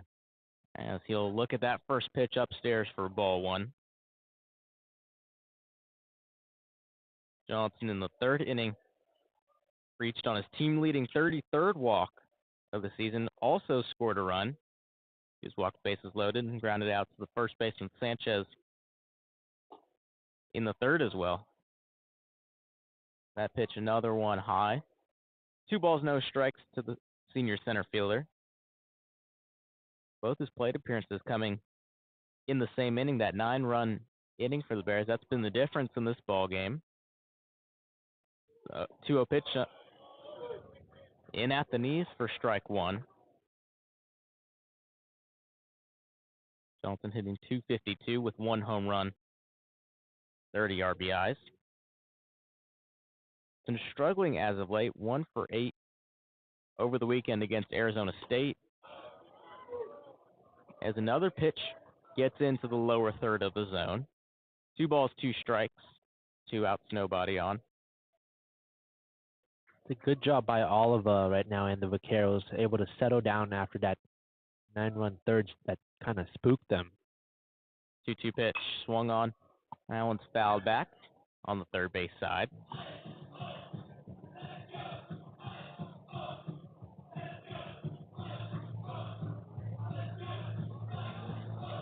Ty Johnson, 3 of 28 recently. And that started back on the 18th against Utah. He went 0 for 3 on that game. Pitch, that one's high. And it's the 2nd straight full count against Steven Oliva.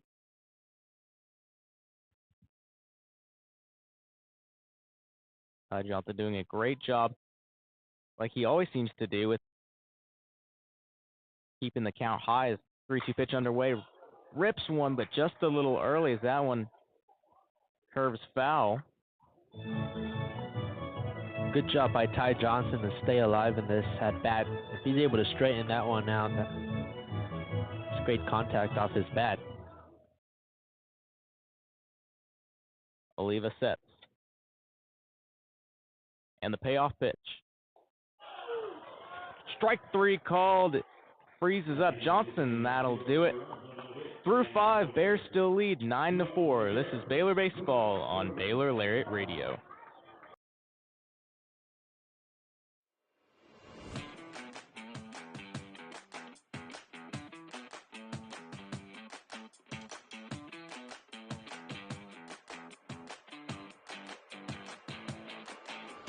Hey Bears, are you always the last to know about what's happening at Baylor?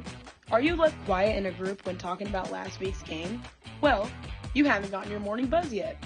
Did you know you can get your dose of current Baylor news every Tuesday through Friday straight to your inbox? The Baylor Lariat Morning Buzz e-newsletter provides you with breaking Baylor stories, local events, and in-depth sports coverage daily. You can be in the know on all things Baylor. If you aren't already buzzing, go to BaylorLariat.com. That's BaylorLariat.com and click the subscribe now to get your morning buzz from the Baylor Lariat. News for the students, by the students. We'll see you in your inbox. Hey Bears, are you a freshman or senior? Freshman and senior portraits are now being scheduled. Watch your Baylor email for more information on how to reserve your sitting. Hey Bears, are you a freshman or senior? Freshman and senior portraits are now being scheduled. Watch your Baylor email for more information on how to reserve your sitting. Hey Bears, are you a freshman or senior? Freshman and senior portraits are now being scheduled. Watch your Baylor email for more information on how to reserve your sitting. Hey Bears, are you a freshman or senior? Freshman and beautiful evening here in Waco, Texas. And it's the Baylor Bears 9 and the UT Rio Grande Valley Vaqueros 4 as we enter the 6th inning.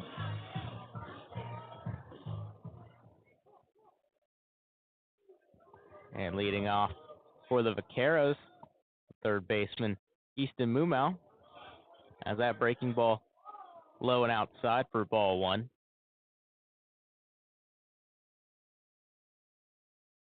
Stephon Stahl pitched the last 2 outs of the inning. That one's in for a strike. 1 ball, 1 strike to the third baseman. So far, he's looked good. 7 pitches thrown, 5 of them strikes from newly inserted Stephon Stahl. This one roped over the glove of Pearson Reebok into left field, and it'll be a leadoff single for the Vaqueros. Well, he gets the breaking ball from Stephon Stahl, got a good piece of it over the head of Pearson Reebok, drops in front of Brzezowski out there in left, and a base hit for the Vaqueros. And now up to bat, the second baseman, Thomas Williams. Started the scoring this game with the home run in the second. That fastball high, 1 ball, no strikes. Williams 1 for 2. Grounded out to Sanders. Second time up as he swings and misses, waves at the fastball. Behind on it, 1 ball, 1 strike. No outs. Mumau on first. Infield and double play depth. Stahl kicks and deals. Breaking ball in the dirt. 2 balls, 1 strike.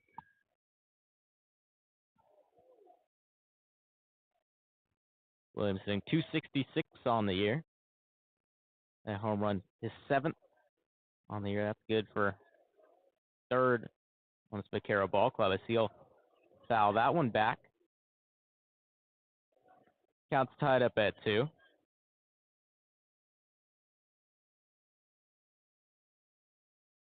And the Vaqueros now with the runner on. If you're Williams, you're just trying to get on here. Trying to claw back. This one ripped into deep left field. Back goes Brzezowski at the wall. It's gone.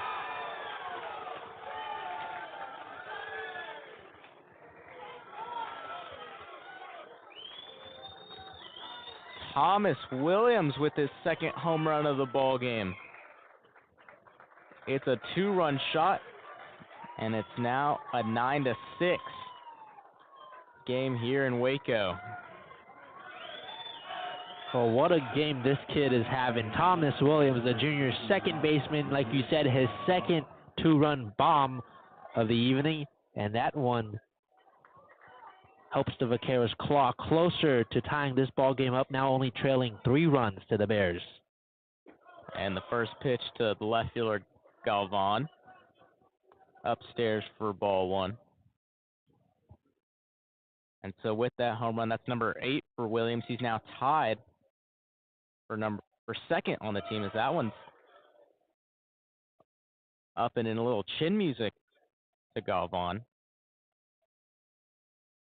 Williams now tied with Jacob Sanchez for second on the team in home runs. As now Cortland Castle will make his way over to the mound. So will pitching coach Sean Snedeker. Try to calm down their pitcher. Right, I think this is a good move. You just give up the 2-run bomb. There's no outs. Still in the top of the 6th. Have a word with your pitcher. Calm him down here.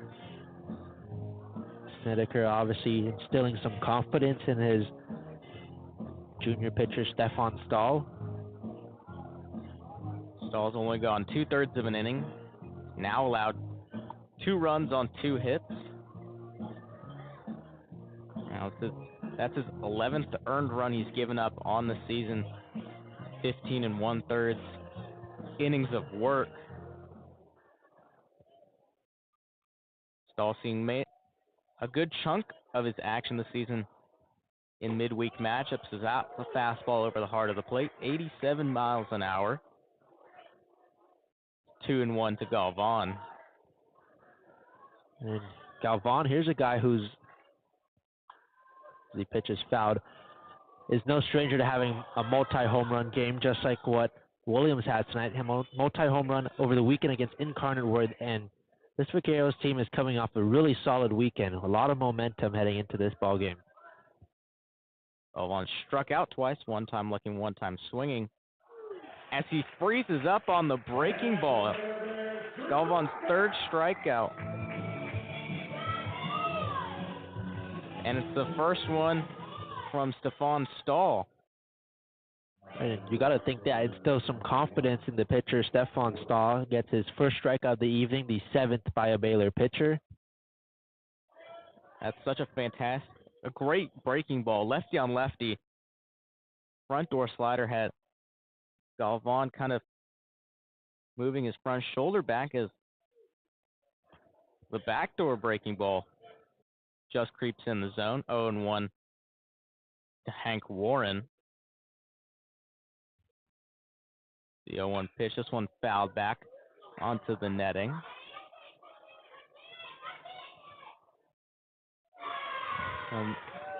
Roll down the netting, and Evan Jenner, who's on deck, made the catch.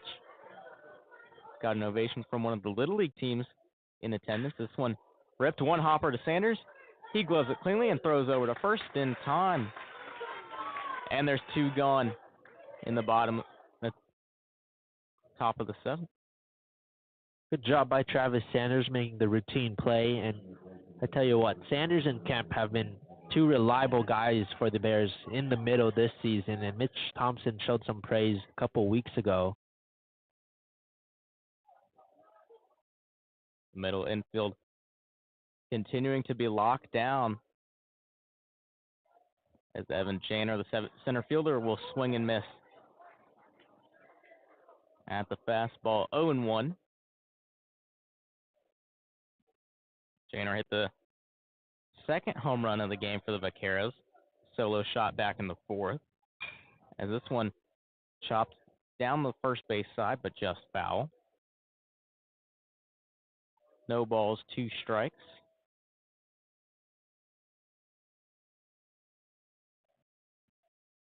The sophomore center field out of New Braunfels, Texas. Went to Canyon High School. And the 2-strike pitch from Stahl. Just misses the low and outside corner for ball 1. That was a really close pitch by Stahl. Obviously, Barnes, the home plate umpire, disagreed. But ever since that home run, Stefan Stahl has looked like he's settled in here. 1 strike away from getting out of this inning. Lance Barnes not calling a hole on the outside edge. 1-2 pitch. And that one's low and away in the right-handed batter's box. Count's tied up at 2 with 2 outs and nobody on. To Evan Janner. Stahl sets. He fires home. Another breaking ball low. And the count runs full. Way to battle over Janner. Down 0-2 early in the count. Able to stay alive. And the payoff pitch. That one's low in the dirt for ball 4. Evan Janner works himself a walk.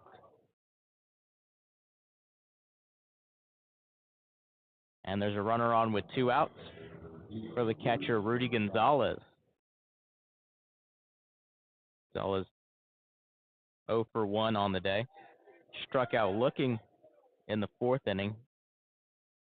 He reached on a walk in the 3rd.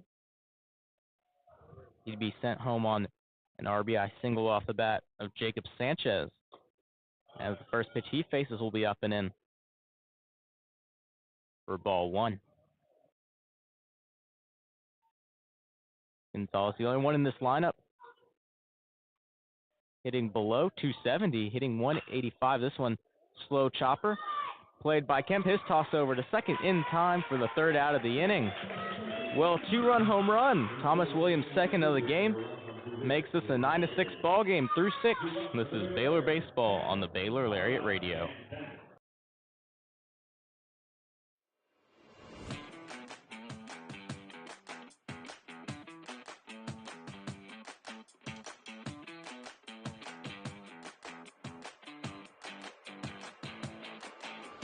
Hey Bears!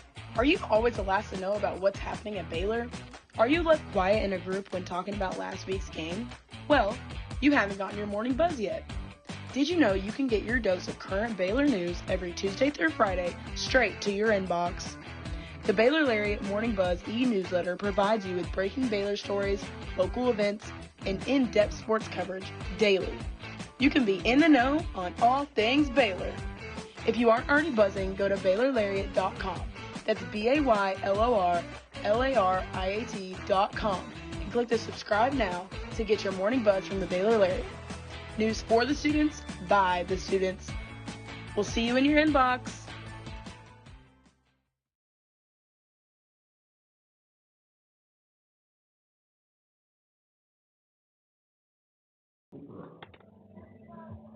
Midway through 6 innings here at Baylor Ballpark, the UT Rio Grande Valley Vaqueros struck for 2 more runs on Thomas Williams' second home run on the evening. It's a 9-6 ball game. Steve Naliva back on the mound for his 3rd inning of work. Right, and right here, the Bears have to do their best to add on to this lead. Can't be content because the Vaqueros aren't dead yet. They're continuing to cut into the Baylor lead. Just 2 runs already at the top of the 6th. They cut the lead down to 3. Here's Cortland Castle coming off his grand slam. Oliva's gone over 2 innings 3 times. The last time was back on the 29th against Texas Tech. He went 3 innings even as Castle waves at the 92-mile-an-hour fastball for strike 1. As Cortland Castle hit that grand slam back in the 9-run 4th inning. That pitch below the knees. 1 ball, 1 strike to the senior catcher. Right, that's got to feel great for Cortland Castle. This guy is a Baylor guy. He's been here all 4 years. See that grand slam? That's got to be a great feeling for him. And the 1-1 pitch. Breaking ball just clips the outer edge, 1-2. Yeah, that ball got out in a hurry, just scraped over the wall. Galvan in left field made a good effort trying to make the leaping grab, but just not enough height on it as that fastball in close to the knees, but inside. 2 balls, 2 strikes, nobody out and nobody on.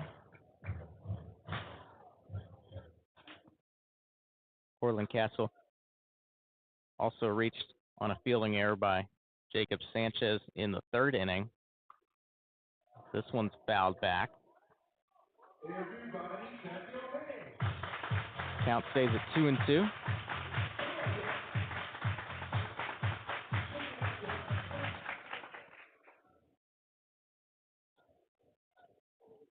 Cortland Castle went 1 for 6 with a run in 2 games played out of the 3-game series against the Sun Devils over the weekend.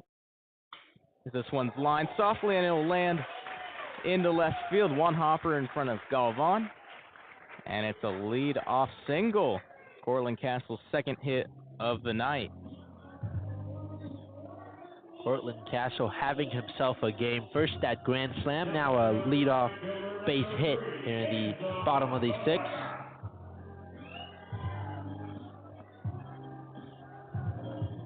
As now the lineup card turns over, and it's the right fielder Enzo Apodaca out of Scottsdale, Arizona. And the first pitch he faces, fastball up and outside, but just clips the corner, 0-1. Right, and going back to Castle, this is a guy who said he had one of the best falls of his career as a Baylor guy. Said he stepped forward offensively, and we're seeing that here. That one's a breaking ball. Gets the outer third. Quickly 0-2 to Apodaca. 1 for 2 on the day. Had a single in the third inning. Also reached by a hit by pitch his first time up that inning. This one, he fouls back, trying to stay alive. He grounded out to third base to lead off this ball game in the first inning.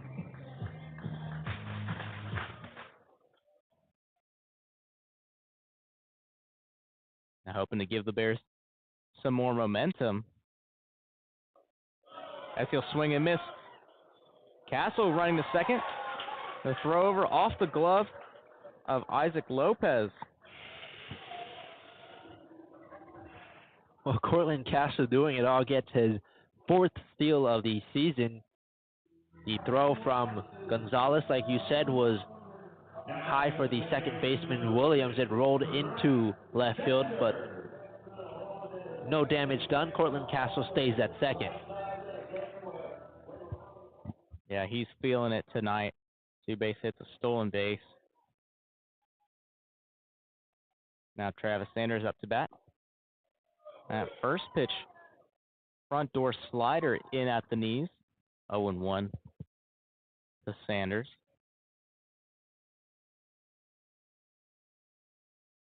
Sanders 0 for 2, flew out to right field in the third inning. The 0-1 pitch. Chopper to Mumau. He'll field it cleanly. His throw over to first in time for out number 2. Vaqueros get the out at first. Cortland Castle advances to third now, just 90 feet away for Tyreek Kemp to cash him in. Tyreek Kemp 2 for 3 on the day. He had a single in the first inning, drove in 2 on his second single of the day. That was back in the third inning. And that was the first 2 runs of that 9-run third. And then he flew out to center field in the 4th. That first pitch will be up and outside. 1 ball, no strikes to Tyreek Kemp. Kept hitting .351 on the season, 5 home runs, 36 runs batted in. The pitch clips the outer zone. That's 1 ball, 1 strike with 2 outs. Cortland Castle just 90 feet away from scoring. Infield playing back. And the 1-1 pitch from Oliva. Swung on, roped down the left field line and fair. Castle will score easily. Rounding first is Kemp, but he will be thrown out at second by a mile. But the run will score. And the Bears will take a 10-4 lead as we head to the top of the 7th here at Baylor Ballpark.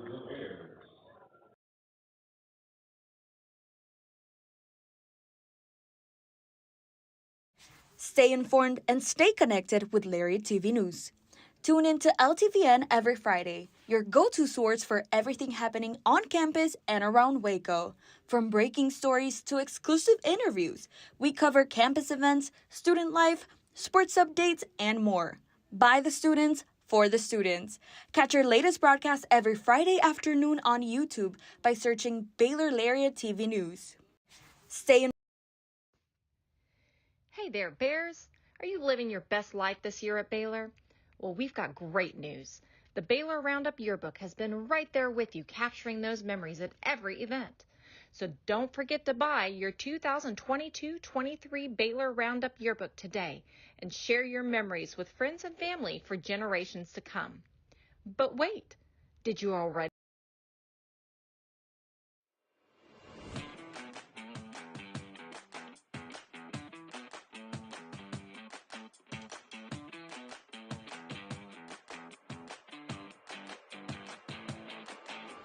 Hey Bears! Are you always the last to know about what's happening at Baylor? Are you left quiet in a group when talking about last week's game? Well, you haven't gotten your morning buzz yet. Did you know you can get your dose of current Baylor news every Tuesday through Friday straight to your inbox? The Baylor Lariat Morning Buzz e-newsletter provides you with breaking Baylor stories, local events, and in-depth sports coverage daily. you can be in the know on all things Baylor. If you aren't already buzzing, go to BaylorLariat.com. That's BaylorLariat.com and click the subscribe now to get your morning buzz from the Baylor Lariat. News for the students, by the students. We'll see you in your inbox. Stay informed and stay connected with Lariat TV News. Tune in to LTVN every Friday, your go-to source for everything happening on campus and around Waco. From breaking stories to exclusive interviews, we cover campus events, student life, sports updates, and more. By the students, for the students. Catch our latest broadcast every Friday afternoon on YouTube by searching Baylor Lariat TV News. Through 6 here in Waco. You're listening to Baylor Baseball here on the Baylor Lariat Radio. I'm Jeffrey Cohen. Here alongside me is Aidan Pham. The Bears tacked on one more run on a Tyreek Kemp 2-out single. Tried to extend it into a double, but was caught and tagged out in front of the second base bag. And the Bears lead 10-6. And leading off for the Vaqueros, shortstop Isaac Lopez. The first pitch he'll see. And new pitcher in for the Bears. Aidan, you've got the rundown on him. The new pitcher, Patrick Hale, a 5.30 ERA. That pitch in for a strike. 9 of his 14 appearances this season have been scoreless for Hale. It's nearly inserted now in the 7th inning. And the 1-1 pitch low for ball 2. 5.30 ERA, 129 whip. He sets, kicks, and deals. Swung on, and that's hit high and foul. 2 balls, 2 strikes to the shortstop, Isaac Lopez. He's 1 for 3 on the day. Has a pair of fly-ups, and then he singled in the 3rd inning. Now the 2-2 pitch swung on, hit high, back into right center. Apodaca moving to his right. Gets under it and will make the catch for the first out of this inning. That one hit into right center. Apodaca, like you said, nice job hustling over and making the grab for the first out of this inning. Just got a little under it and skied it as now the designated hitter, Armani Raygoza, coming up to bat. This one hit down the line and left, and it's fair. Rounding first is Raygoza, and he will come in with a stand-up double with 1 out. Well, I was just about to say, Jeffrey, Raygoza has been kept quiet all night long, and just like that, Raygoza, the first hit of the night for him, it's a double. That's Raygoza's team-leading 17th double on the season. He had struck out the first 2 times up, grounded out to Kemp in the 5th. And it's his first time on the base paths as now Jacob Sanchez, the first baseman, has a runner on second.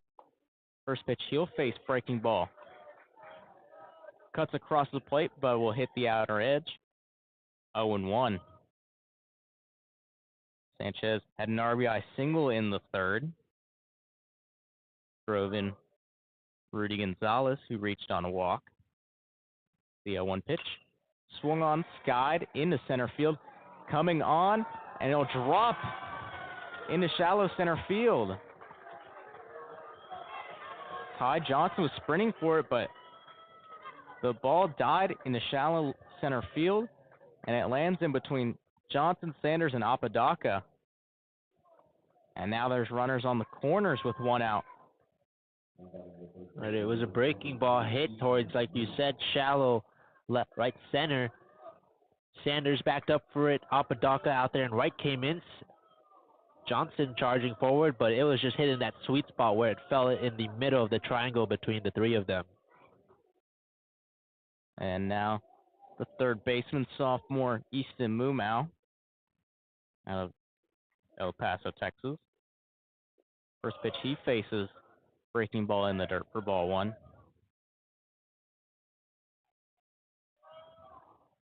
Out of America's High School, teammates with Armani Ragoza. There's the 1-0 pitch. Swung on. Hard ground ball. Throw over to second. In time. It was a wild throw. Tyreek Kemp got his foot on the bag, but a run will score. Ragoza advanced from third base.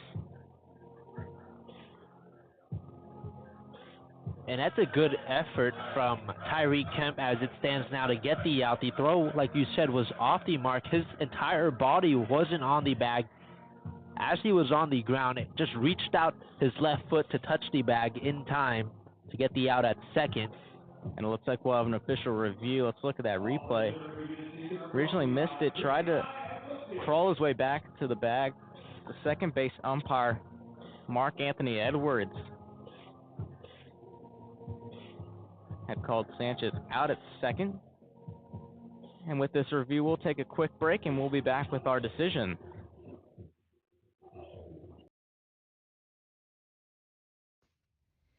Hey there, Bears. Are you living your best life this year at Baylor? Well, we've got great news. The Baylor Roundup Yearbook has been right there with you, capturing those memories at every event. So don't forget to buy your 2022-23 Baylor Roundup Yearbook today and share your memories with friends and family for generations to come. But wait, did you already graduate? Don't worry, we've got you covered. We have yearbooks dating all the way back to 1896. So visit our website today at www.baylor.edu/roundup and order your copy. That's www.baylor.edu/ROUNDUP. Have a great year, Bears, and sick 'em.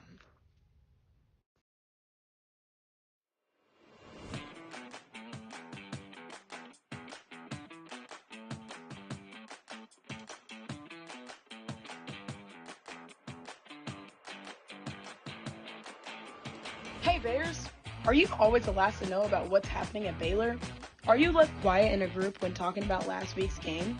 Well, you haven't gotten your morning buzz yet.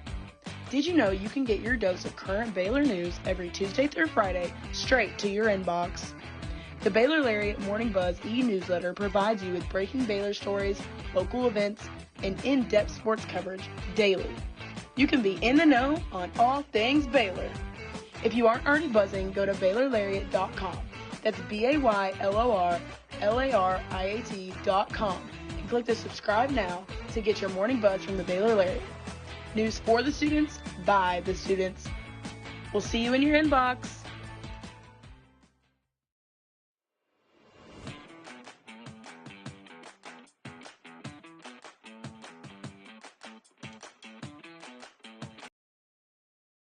Stay informed and stay connected with Lariat TV News. Tune in to LTVN every Friday, your go-to source for everything happening on campus and around Waco. From breaking stories to exclusive interviews, we cover campus events, student life, sports updates, and more. By the students, for the students.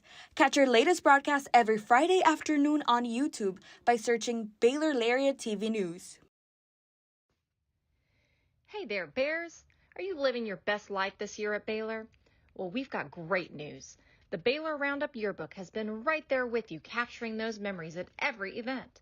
So don't forget to buy your 2022-23 Baylor Roundup Yearbook today and share your memories with friends and family for generations to come.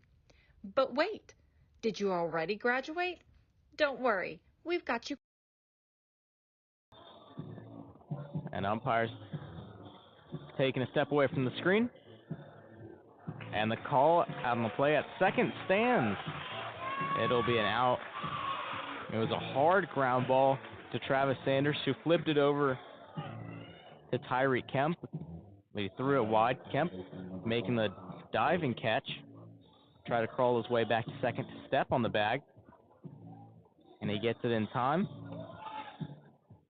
But Ragoza will score. It's a good effort by Tyree Kemp to even, first off, make the catch that was off the mark, and then two, get the out there. Hale will throw over to first. Younes won't apply the tag. As now the second baseman, Thomas Williams, having the game of his life, almost 2 home runs, 4 RBIs. He's 2 for 3 on the night. And the first pitch he faces, fastball in the zone. No balls, 1 strike with 2 outs to the second baseman. With Easton Mumau, the third baseman, on first base. And the pitch, just a little too low, and the count's tied up at 1.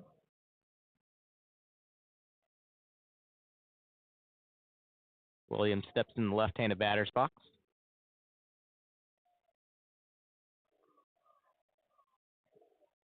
Hale sets, he kicks and deals, swung on, and that one's fouled back down the third base line.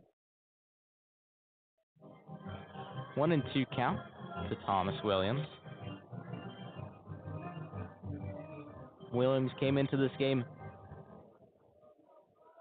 hitting 2 for 5 against Incarnate Word on Sunday with an RBI. As that one skips in the dirt. Mumau going to second, and he's thrown out. Great throw by Cortland Castle.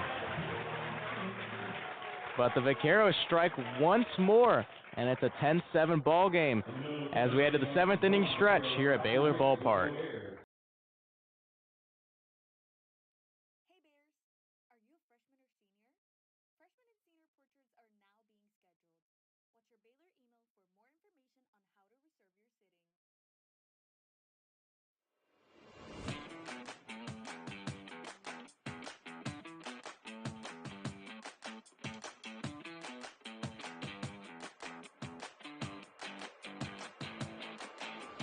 Hey Bears, are you always the last to know about what's happening at Baylor?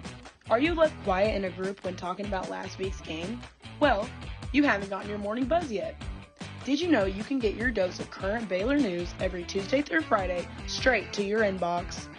The Baylor Lariat Morning Buzz e-newsletter provides you with breaking Baylor stories, local events, and in-depth sports coverage daily.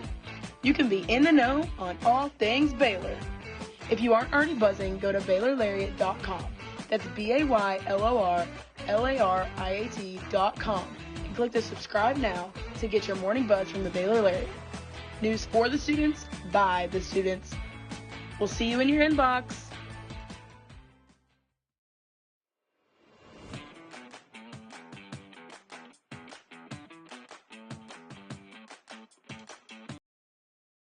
Stay informed and stay connected with Lariat TV News. Tune in to LTVN every Friday, your go-to source for everything happening on campus and around Waco. From breaking stories to exclusive interviews, we cover campus events, student life, sports updates, and more. By the students, for the students. Catch our latest broadcast every Friday afternoon on YouTube by searching Baylor Lariat TV News.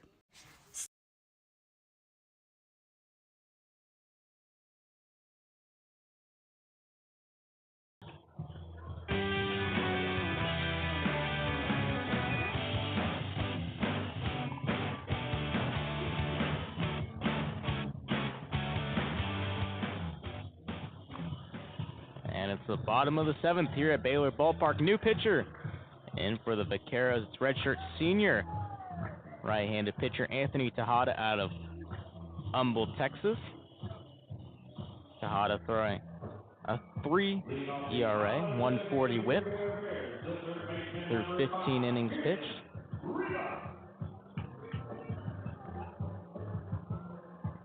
Right now, newly inserted. Here's a stat to keep an eye on. When facing the leadoff hitter, Tejada, a batter's average of .562 against Tejada. As Pearson Reebok, the freshman third baseman, coming up to bat. That first pitch skips in to Gonzalez. 1 ball, no strikes. Anthony Tejada making his 11th appearance on the season. That's 15 innings pitched, 14 strikeouts to 11 walks. He sets. He kicks and deals. His pitch to Reebok, another low pitch. 90 miles an hour, counts 2 balls, no strikes. Reebok 0 for 3 on the day. Last time up, struck out swinging. Bounced back in the bottom of the 4th inning. Now with the hitter's count. Pitch. Up and outside, 3-0 count to the third baseman, Reebok, who's hitting .327 on the year, has the lone home run. And that's accompanied by 28 RBIs. 3-0 pitch. And that's a get-me-over fastball in at 91 miles an hour. 3-1 count. And to your point, Reebok now on a 10-game on-base streak. 0 for 3, like you said, looking to continue that streak tonight. 3-1 pitch, swung on, slow roller down the middle of the infield, played by Isaac Lopez. His throw just beats Reebok. And there's one down here in the bottom of the 7th. Well, it rolled off the pitcher's mound. Tejada tried to make the play. It got by him. Lopez able to pick it up and just beat Pearson Reebok over at first by almost half a step. Now the designated hitter, Hunter Simmons, will come up to bat with 1 out, nobody on. Righty on righty matchup. And the first pitch.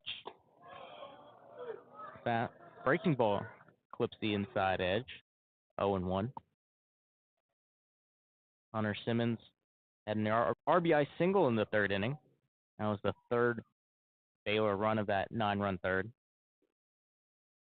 That one's low and outside. 1 ball, 1 strike.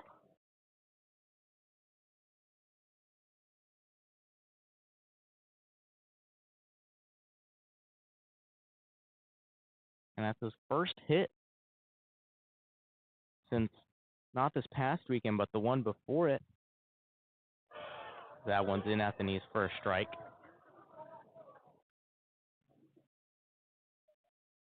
Tejada trying to get through this inning with no damage done. The guy who got his first career start over the weekend against Incarnate Word.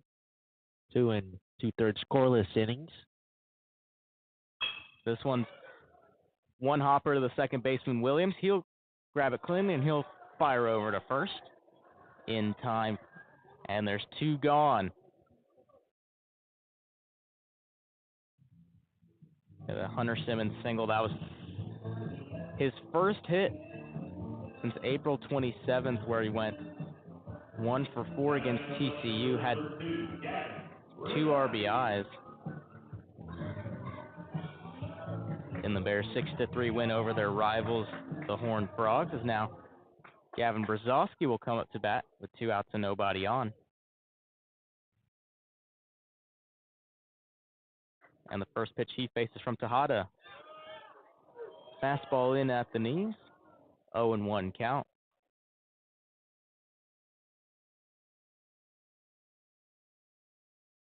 Brzezowski 1 for 2, had a single in the 2nd inning. Struck out last time up and also reached on a walk in the 3rd inning. As you look at another one at the lower edge of the zone, he's quickly down in the count, 0-2. Tejada takes a deep breath. He'll set. Little hop in his left foot. He kicks and deals. Swung on. Chopper. Right past the gloves of Sanchez and Williams into right field. And Gavin Brzezowski has himself his second base hit of the game. Well, it was a hard-hit ground ball that took a bounce. Sanchez, the first baseman, working towards his right, tried to glove it. It got by him. Williams was right behind Sanchez. It got by him as well and rolled into right field. Gavin Brzezowski gets his first hit of the evening here. That one's actually his second hit. He's 4 of his last 5 between tonight and Sunday afternoon.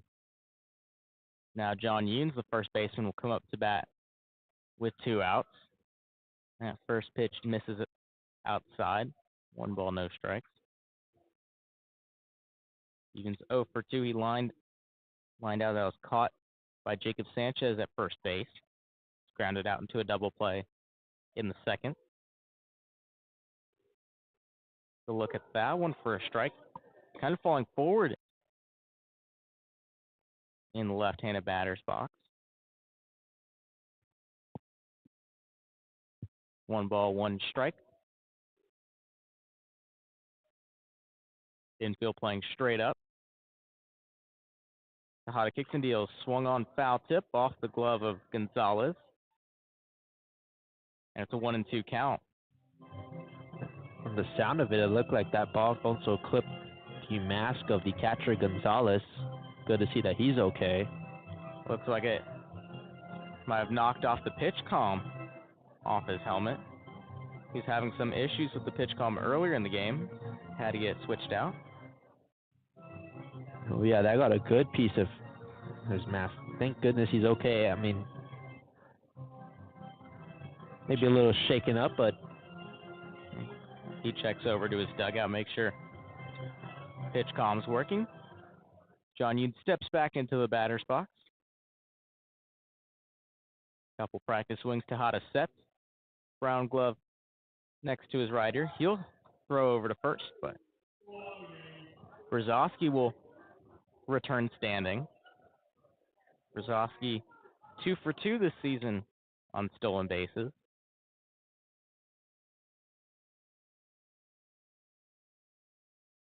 Throw over to first. Oh, almost got Brzezowski. Brzezowski was kind of mixed up. Tejada was thrown over to first, and Gavin was moving his way towards second base, but it looked like he was a step behind, but able to get back safely. Now, third straight throw over to first from Tejada, and Brzezowski will get back in standing for a second time. 2.5 hour mark here for the ball game. The pitch. That one's high, 92 miles an hour. 2 balls, 2 strikes to Younes.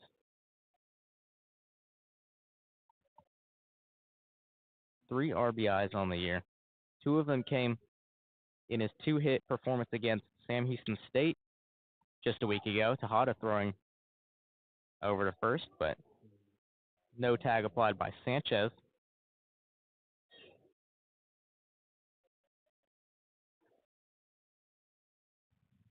Younes with the red bat over his his left shoulder. And the 2-2 pitch. That one's low and the count's full. 3 balls, 2 strikes to John Younes. Brzezowski on first. See if Tejada goes with that breaking ball here to freeze up Younes. And Brzezowski will be running either way. 3-2 count, 2 outs. And the pitch. Breaking ball just misses the zone. John Younes holds back on the swing. The catcher, Rudy Gonzalez, appealed over to third. But third base umpire Andrew Fulton says he didn't go. And now there's runners on first and second with 2 outs for the senior center fielder, Ty Johnson.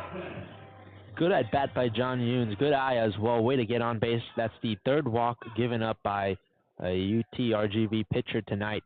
Looks like the head coach Derek Matlock will make his way to the mound, and the infield will have a little meeting. But yeah, just really good job by John Younes being able to work the count. Even with all those pickoff attempts over to first base, was just able to stay locked in, and he didn't miss a beat. Able to get a free 90. That's the 2nd time he's reached base today. Both times not via the hit. He was hit by a pitch in the 3rd inning. That was with bases loaded, and it drove in the 4th run of that inning. And now he's on with a walk. Home plate umpire Lance Barnes will make his way to break up the meeting between the Vaquero infield and their head coach. And with 2 outs here, 2 on, Ty Johnson looking to do something here. Already reached on a walk tonight, looking for his first hit of the evening. A strikeout and a ground out for Johnson. Since that 9-run third inning, Bears have been outscored 4 runs to 1 and lead 10-7. Tejada gets set. He throws fastball in the right-handed batter's box against the lefty Johnson. 1 ball, no strikes. Ty Johnson 0 for 2, struck out looking in the 5th.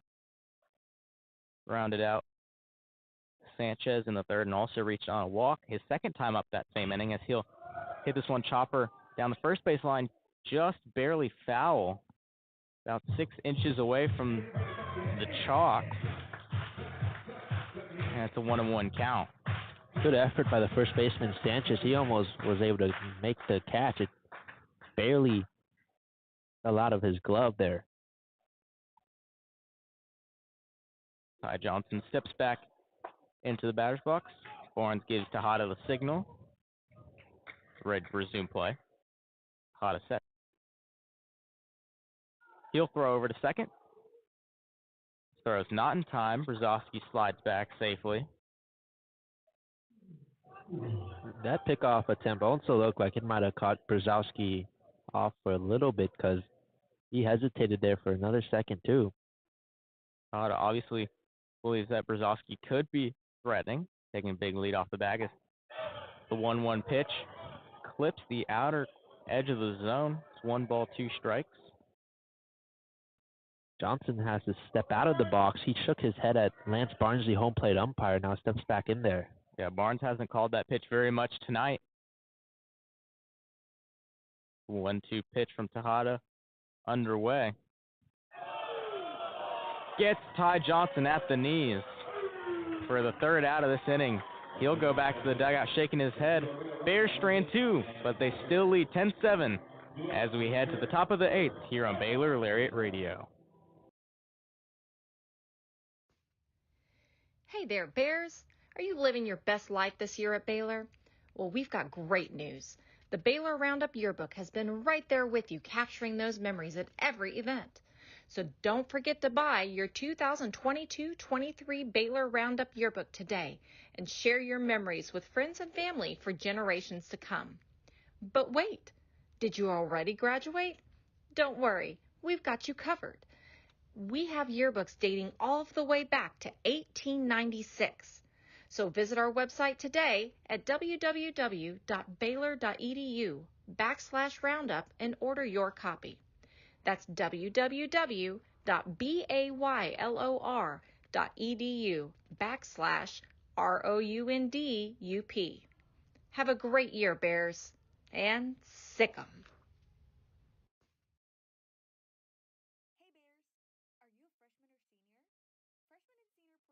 Hey Bears, are you a freshman or senior? Freshman and senior portraits are now being scheduled. Watch your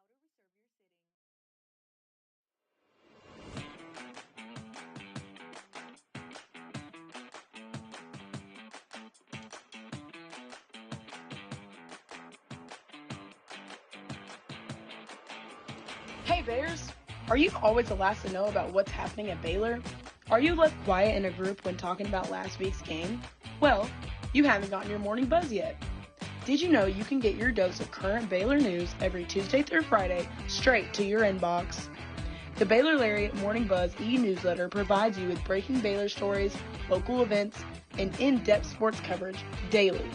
You can be in the know on all things Baylor. If you aren't already buzzing, go to BaylorLariat.com. That's BaylorLariat.com and click the subscribe now to get your morning buzz from the Baylor Lariat. News for the students, by the students. We'll see you in your inbox. You're listening to Baylor Baseball here on the Baylor Lariat Radio as we're through 7 on this Tuesday night matchup between the Bears and the Vaqueros. New pitcher in for the Bears is number 52, Caleb Bunch, and I'll send it over to Aidan with the rundown. Like you said, the new pitcher, Caleb Bunch, senior right-handed pitcher out of Keller, Texas. He transferred from Northwestern. Boasts is a 3.45 ERA, 1.15 WHIP. Swung on and missed. Thomas Williams way out in front of the breaking ball. Bunch with 25 strikeouts to 7 walks through 31 and a third innings. 0-1 pitch. Another breaking ball. This time misses the zone low and inside. 1 ball, 1 strike to the second baseman. 2 for 3 on the day. 2 2-run home runs. This one, ground ball into right field, and he'll have himself his third base hit of the game. And it's a leadoff base runner for the Vaqueros. Well, he just sent that one in between the gap between Younes and Sanders, the first and second baseman. It rolls into right field. And the Vaqueros have a base runner on. And now, pinch hitting for Rene Galvan is the redshirt junior, Damian Whitfield, out of Atlanta, Georgia. He'll step into the left-handed batter's box, a runner on first, no outs. First pitch he faces will be in for a strike. Whitfield hitting .228 on the year, a .683 OPS. Also has 21 RBIs on the season as well. Been susceptible to the strikeout with 29. As Bunch will throw over to first, not in time.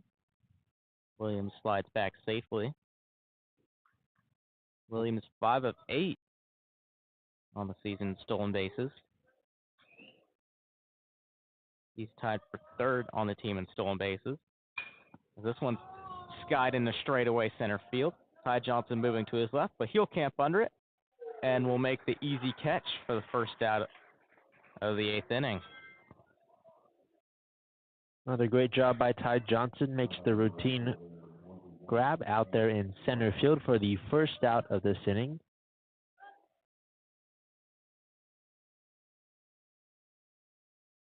Now up to bat the right fielder, Hank Warren. Warren 0 for 3 on the day with 3 groundouts.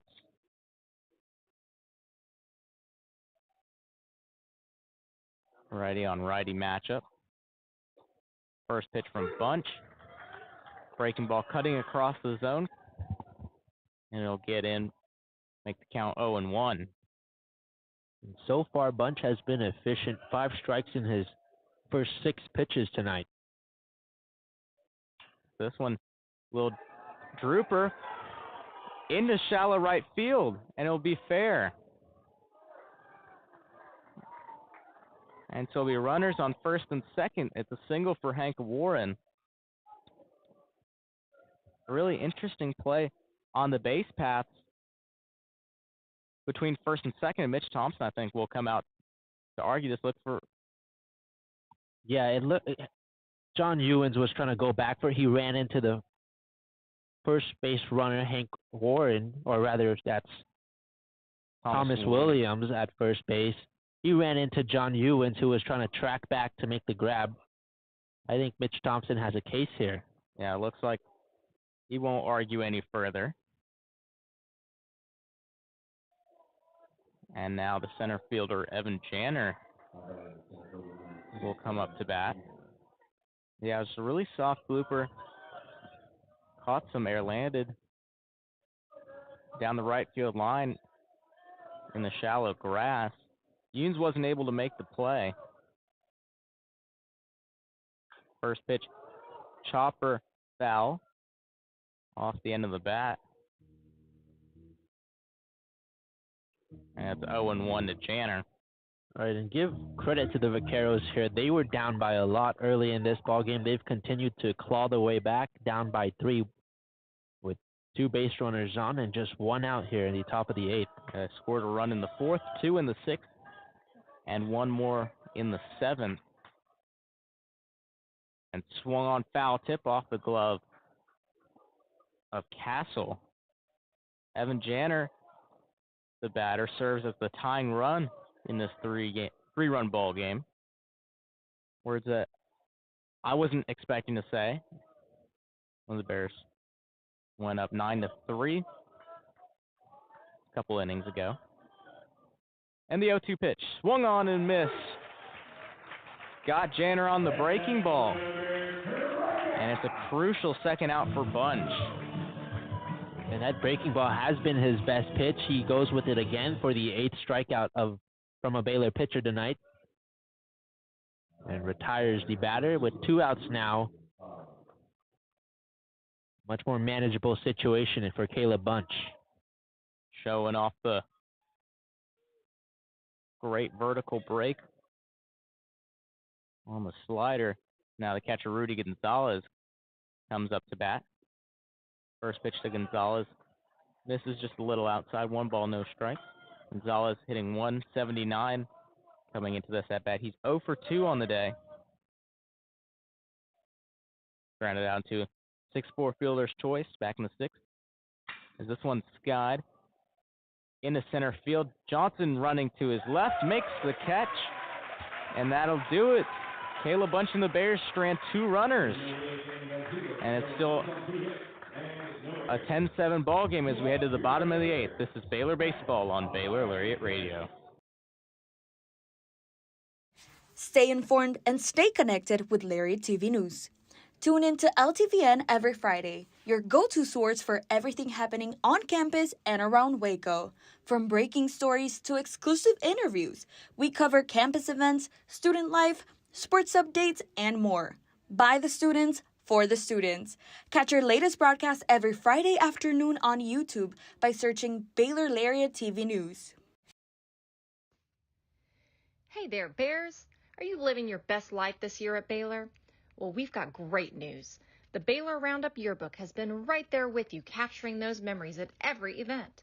So don't forget to buy your 2022-23 Baylor Roundup Yearbook today and share your memories with friends and family for generations to come.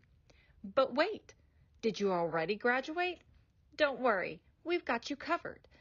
We have yearbooks dating all the way back to 1896. So visit our website today at www.baylor.edu/roundup and order your copy. That's www.baylor.edu/ROUNDUP. Have a great year, Bears, and sick 'em.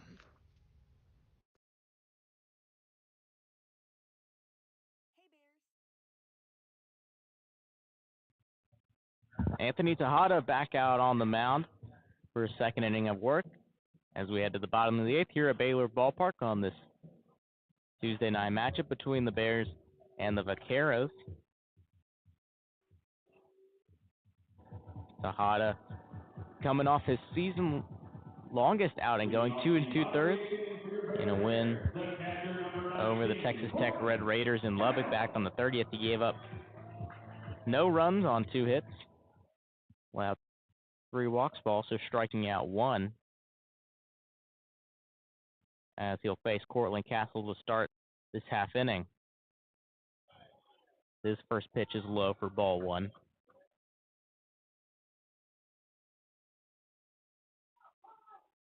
Tejada last year for the Vaqueros had a great conference tournament. Castle shows bunt, pulls away. That one's a ball that gets past the glove of Gonzalez. Racked up career high 7 strikeouts in a career high 2 2/3 that he tied last outing. Now against Cal Baptist. Castle shows bunts, pulls away, but that one's in the zone. 2 balls, 1 strike to Castle.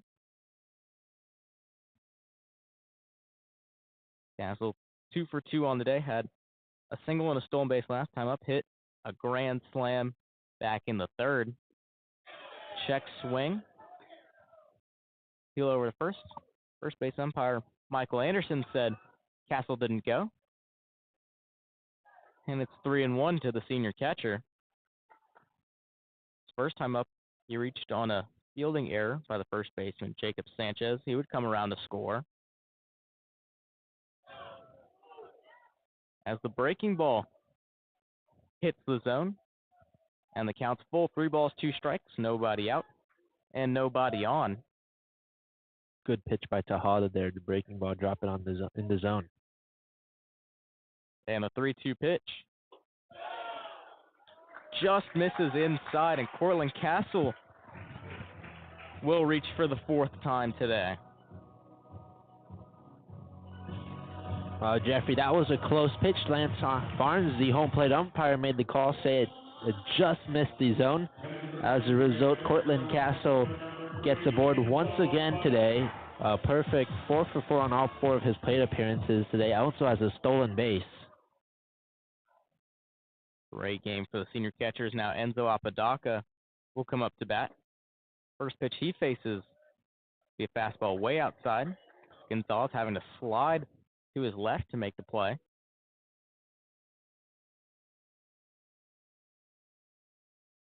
Cortland Castle's stolen base back in the 6th. That was his 5th on the season. He's now 5 for 7. He fakes going, but the back pick over to first, not in time.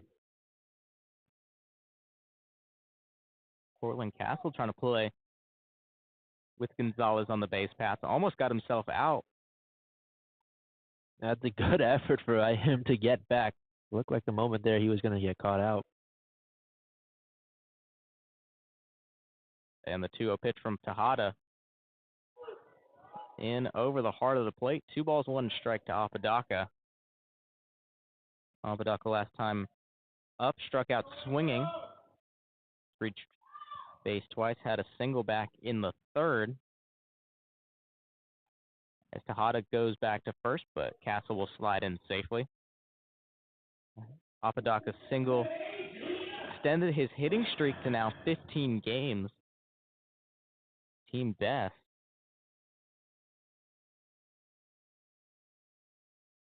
Two-one pitch to Apodaca, low and outside. Hitters count 3 balls, 1 strike.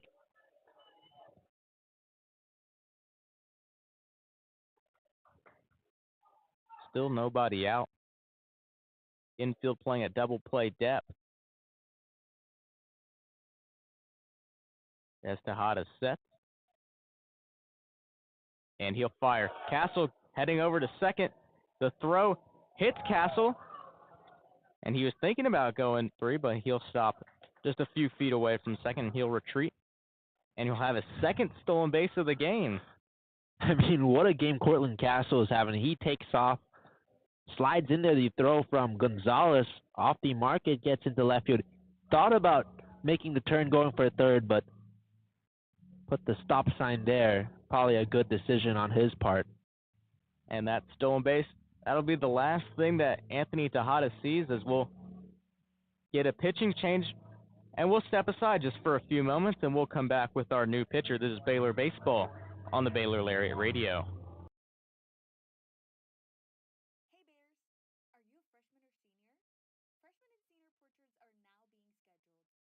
Hey Bears, are you a freshman or senior? Freshman and senior portraits are now being scheduled. Watch your Baylor email for more information on how to reserve your sitting.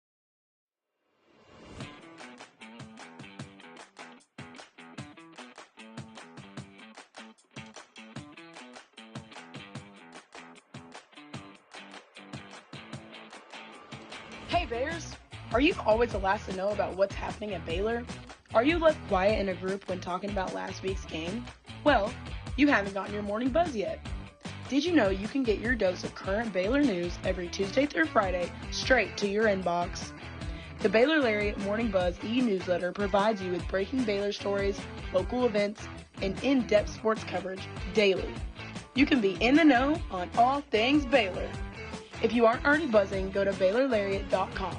That's BaylorLariat.com and click the subscribe now to get your morning buzz from the Baylor Lariat. News for the students, by the students. We'll see you in your inbox. Stay informed and stay connected with Lariat TV News. Tune in to LTVN every Friday, your go-to source for everything happening on campus and around Waco. From breaking stories to exclusive interviews, we cover campus events, student life, sports updates, and more. By the students, for the students. Catch our latest broadcast every Friday afternoon on YouTube by searching Baylor Lariat TV News. Stay informed and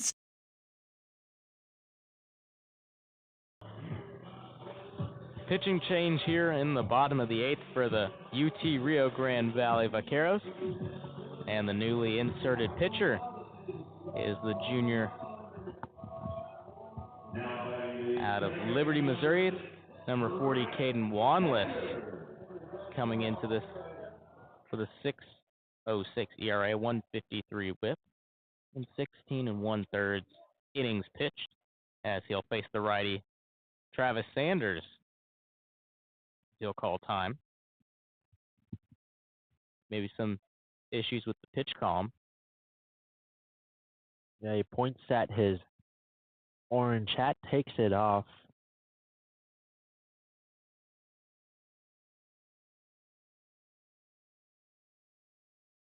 Wanless making his 18th appearance on the season. He has 18 strikeouts to 3 walks.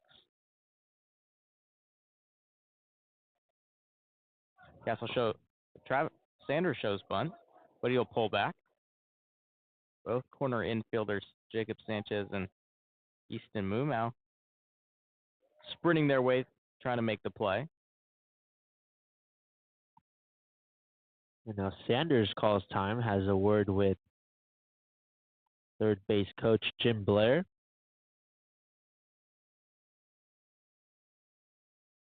Now he steps back in the right-handed batter's box. Kicks some of the dirt off his cleats. And we're ready to resume play. Sanders showing bunt once again. He'll try and miss. And it's 1 ball, 1 strike to the second baseman. No outs, runners on first and second. Wanless coming off one of his worst appearances of the season, went 2/3 of an inning, gave up a season-high 3 runs on 3 hits to Incarnate Word. Sanders showing bunt again. Sends one down the third base line, but it'll go just foul for strike 2. Looked good, but was just curling to the left and went foul. Right, and it's a good idea with runners on first and second, no outs here. See if he's able to get one of these down.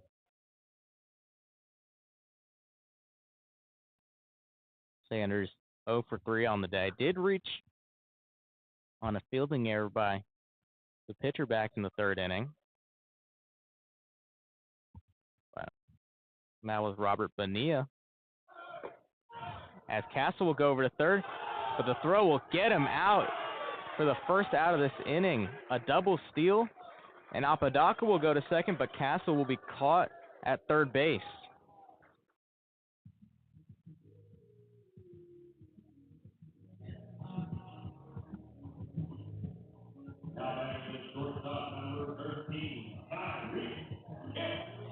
The Bears got a little too steal happy, got a little too aggressive. Cortland Castle, that's his 3rd time being caught stealing this season. Right, and just like that, the Vaqueros now have 2 outs. Get the strikeout with Travis Sanders. Cortland Castle, they get him at third. As now they'll intentionally walk Tyreek Kemp, who's 3 for 4 with 3 singles and 3 RBIs. Right, and now you bring up a batter in Pearson Reebok, who is 0 for 4 today. And the first pitch Reebok will look at will be a fastball that clips the low and outside corner, 0-1. Reebok led off last inning with a ground out to the shortstop, Isaac Lopez. That pitch, another fastball, this time high, 1 ball, 1 strike. Reebok hitting .325 on the season coming into this at bat. Infield playing back. That one skips in the dirt. 2-1 count. Reebok with what could be his last chance to extend his 10-game on-base streak. 2-1 count. Runners on first and second and 2 outs. And the pitch. That one's outside. 3 balls, 1 strike for the freshman out of Rockwall, Texas.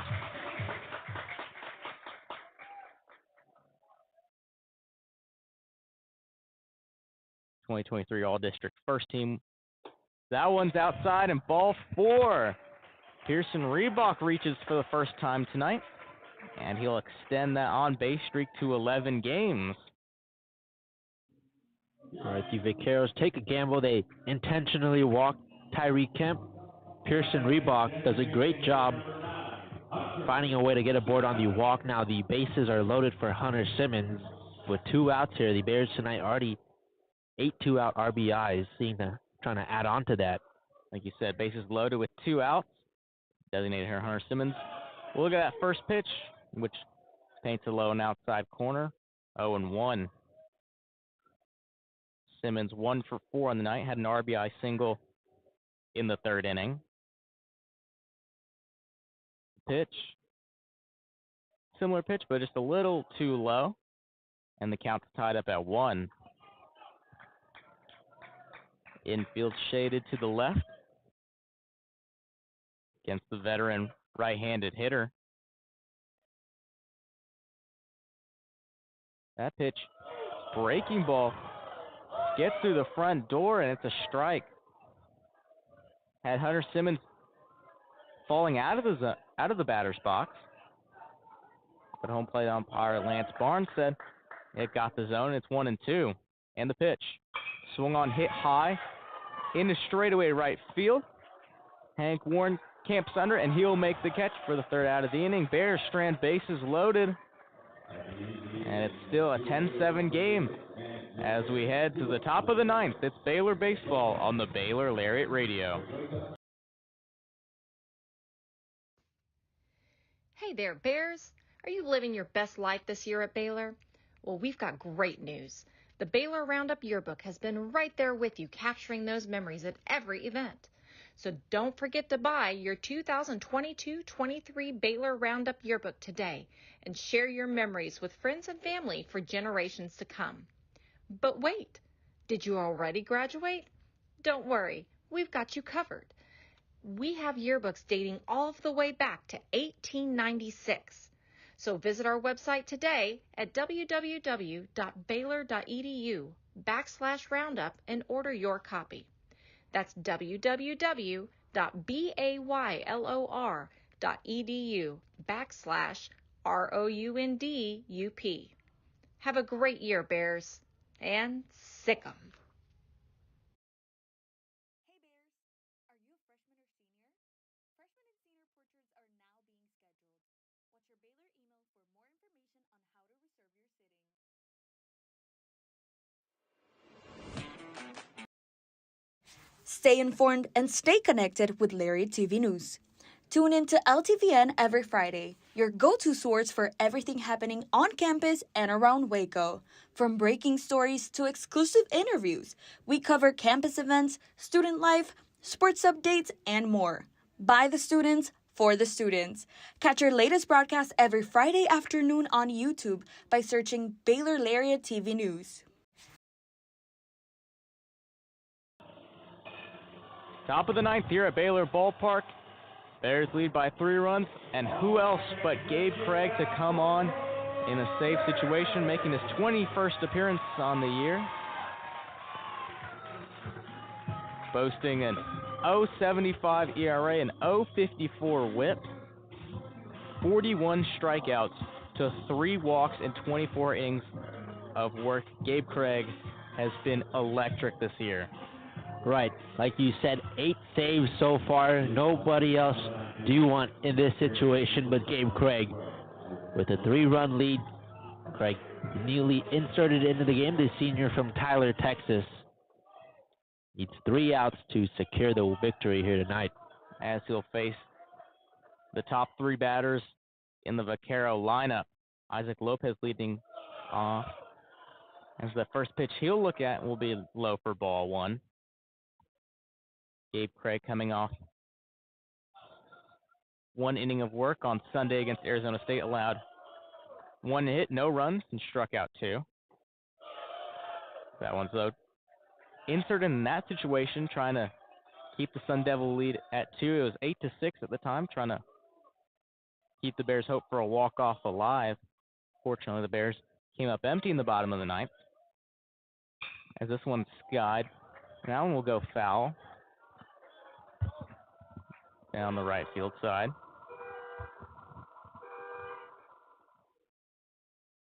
Yeah, 18 of his 20 outings scoreless. Looking for another one here tonight. And the 2-1 pitch from Craig. Swung on. This one's popped up into foul territory. John Yunes of Cortland Castle. Yunes makes the jump and catch. Does he have the ball?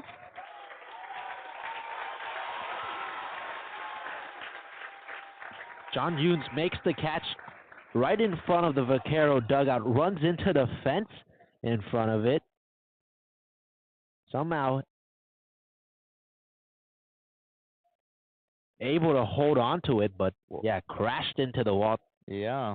Good thing he's okay, though. Great effort. Jumped over the railing, trying to make the play on that foul ball that went into the UT Rio Grande Valley dugout. Didn't come up with it. 2-2 count to the shortstop Lopez, who's 1 for 4 on the day. Has 3 flyouts and a single back in the third inning. And the pitch swung on and missed. Got him on the slider. And there's one away here in the ninth inning. Man, what a great pitch that was by Gabe Craig. The 9th strikeout for the Bears tonight, and a great breaking ball from Gabe Craig that sent Isaac Lopez chasing. That's a picture-perfect slider right there. Low and outside got. Lopez swinging as now Armani Raygoza comes up to bat as he'll pop this one foul. Raygoza, one of the guys Vaqueros would like coming up in the top of the ninth, trying to create some momentum and hopefully lead to a comeback. And the 0-1 pitch from Craig. Breaking ball low and inside, 1 ball, 1 strike. Raygoza, for his first 3 at-bats, was kept under wraps, struck out twice, and grounded out to Tyreek Kemp in the 5th, but reached on a double in the 7th and will come around to score. As this one, another pop-up, but this will go foul over the press box. He scored on Mumaw's fielder's choice in the 7th inning.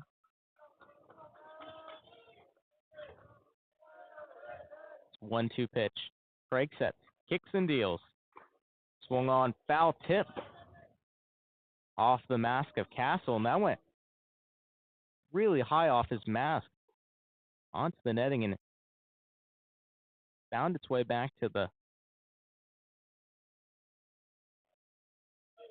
batter Raygoza. Count stays at 1-2, 1 out. Nobody on, and one. Vaqueros down to their last 2 outs. Raygoza with his bat lifted high above his head. He'll swing on. And at the soft one-hopper, played by Kemp. His throw will be wide. And it'll go past Yunes, but Castle follows it up. As Raygoza will reach first with 1 out. And that's a tough play for Tyreek Kemp on the run and a far throw. But we've seen him make that throw multiple times this season. That time it was just out in front of John Yunes. Looks like there's a pinch runner out there for the Vaqueros.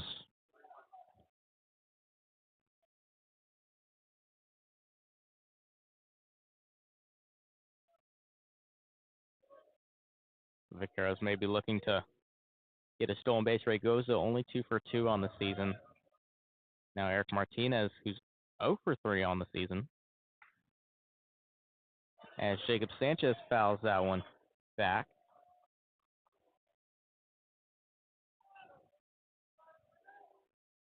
Jacob Sanchez 2 for 3. with 2 singles. Had an RBI in the 3rd inning. Was grounded out twice. 0-1 pitch. Breaking ball. Check swing, but Sanchez did not go, according to home plate umpire Lance Barnes. 1 ball, 1 strike to the first baseman. Coming in hitting .335 with 8 home runs. Tied with Thomas Williams for 2nd on the team. Ground ball to first base. Yoon steps on the bag. His throw over to 2nd. In time! And that'll do it for the ball game. And it looks like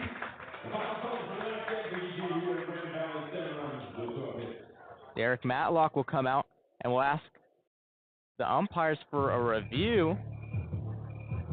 And the umpires will meet.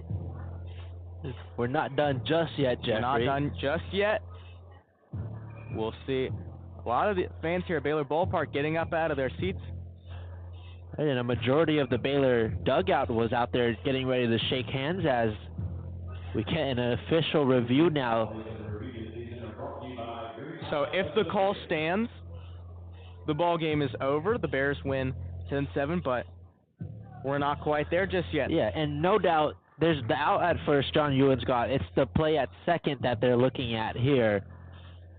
And from our vantage point, it looked like a good throw and catch by, I believe, Tyreek Kemp was there at second base. And see if we can get a good look at this on the review here. Yeah, well, let's get a quick recap of this ball game. As the Vaqueros start out first, here's the review.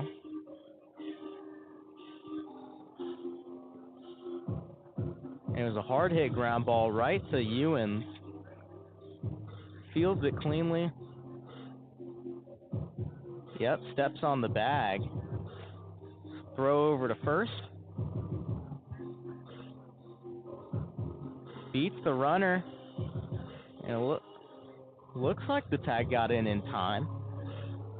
Yeah, they're going to look to see maybe if Tyreek missed the tag. Yeah, it depends on where he got the lead runner, Martinez. If he got him kind of mid to lower leg, then Martinez is definitely out. But if he missed him and kind of hit him on the torso, then I think Martinez has a case to be safe. But we await the decision right now. 10-7 ball game. Kemp is clearly on the bag. See that the call stands. And everybody here at the Baylor Ballpark kind of waiting in suspense. Yeah. Gabe Craig out there trying to stay loose. So how we started this ball game, how we got here, Vaqueros struck first with a 2-run home run by Thomas Williams. They added another run and an RBI single from Sanchez. And the Bears, with a 9-run 3rd inning, gave them a 6-run lead, 9-3. And then the Vaqueros scored 1 in the 4th, 2 in the 6th. Bears came back with their 10th run of the ball game. It was an RBI single off the bat of Tyreek Kemp. And the Vaqueros came back with a run of their own. It was an RBI fielder's choice off the bat of 3rd baseman Easton Mumau. And that's how we got here. Bears have 10 runs on 9 hits and no errors. The visiting UT Rio Grande Vaqueros, 7 runs, 12 hits, and 2 errors. And those 2 errors proved to be very costly in this ball game. Yeah. Coming in that 9-run 3rd inning. All right, and you give the Vaqueros credit. They got 12 hits tonight. Despite being down 9-3, some teams might just hang their heads down as here's the call. Lance Barnes coming out. Call at first stands. And the call at second stands. The Bears win. They knock off the Vaqueros, who are fighting for a spot in the NCAA tournament. And it's a 10-7 win for the Bears as they improve to 30-18 on the season. And it's their 21st home win of the series. An absolutely entertaining and great ball game you got to give a lot of credit to the Vaqueros, though. They went down early in the third inning. They gave up 9 runs in the bottom half. They went down 9-3, so you're down 6 runs, but they were able to tack on 4 more runs, trying to keep on chipping away at that lead.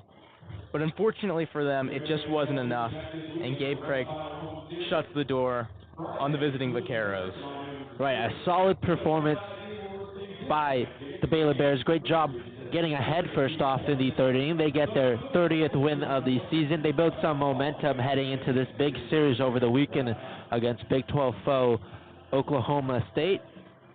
Credit, like you said, to the Vaqueros, and this is a quality team that Baylor just beat. UTRGV went into Lubbock a couple weeks ago and took 2 games from Texas Tech, so this is a good, solid team win for Baylor. Mitch Thompson's got to be glad with the performance his guys put up tonight. Yeah, I just mentioned the Vaqueros.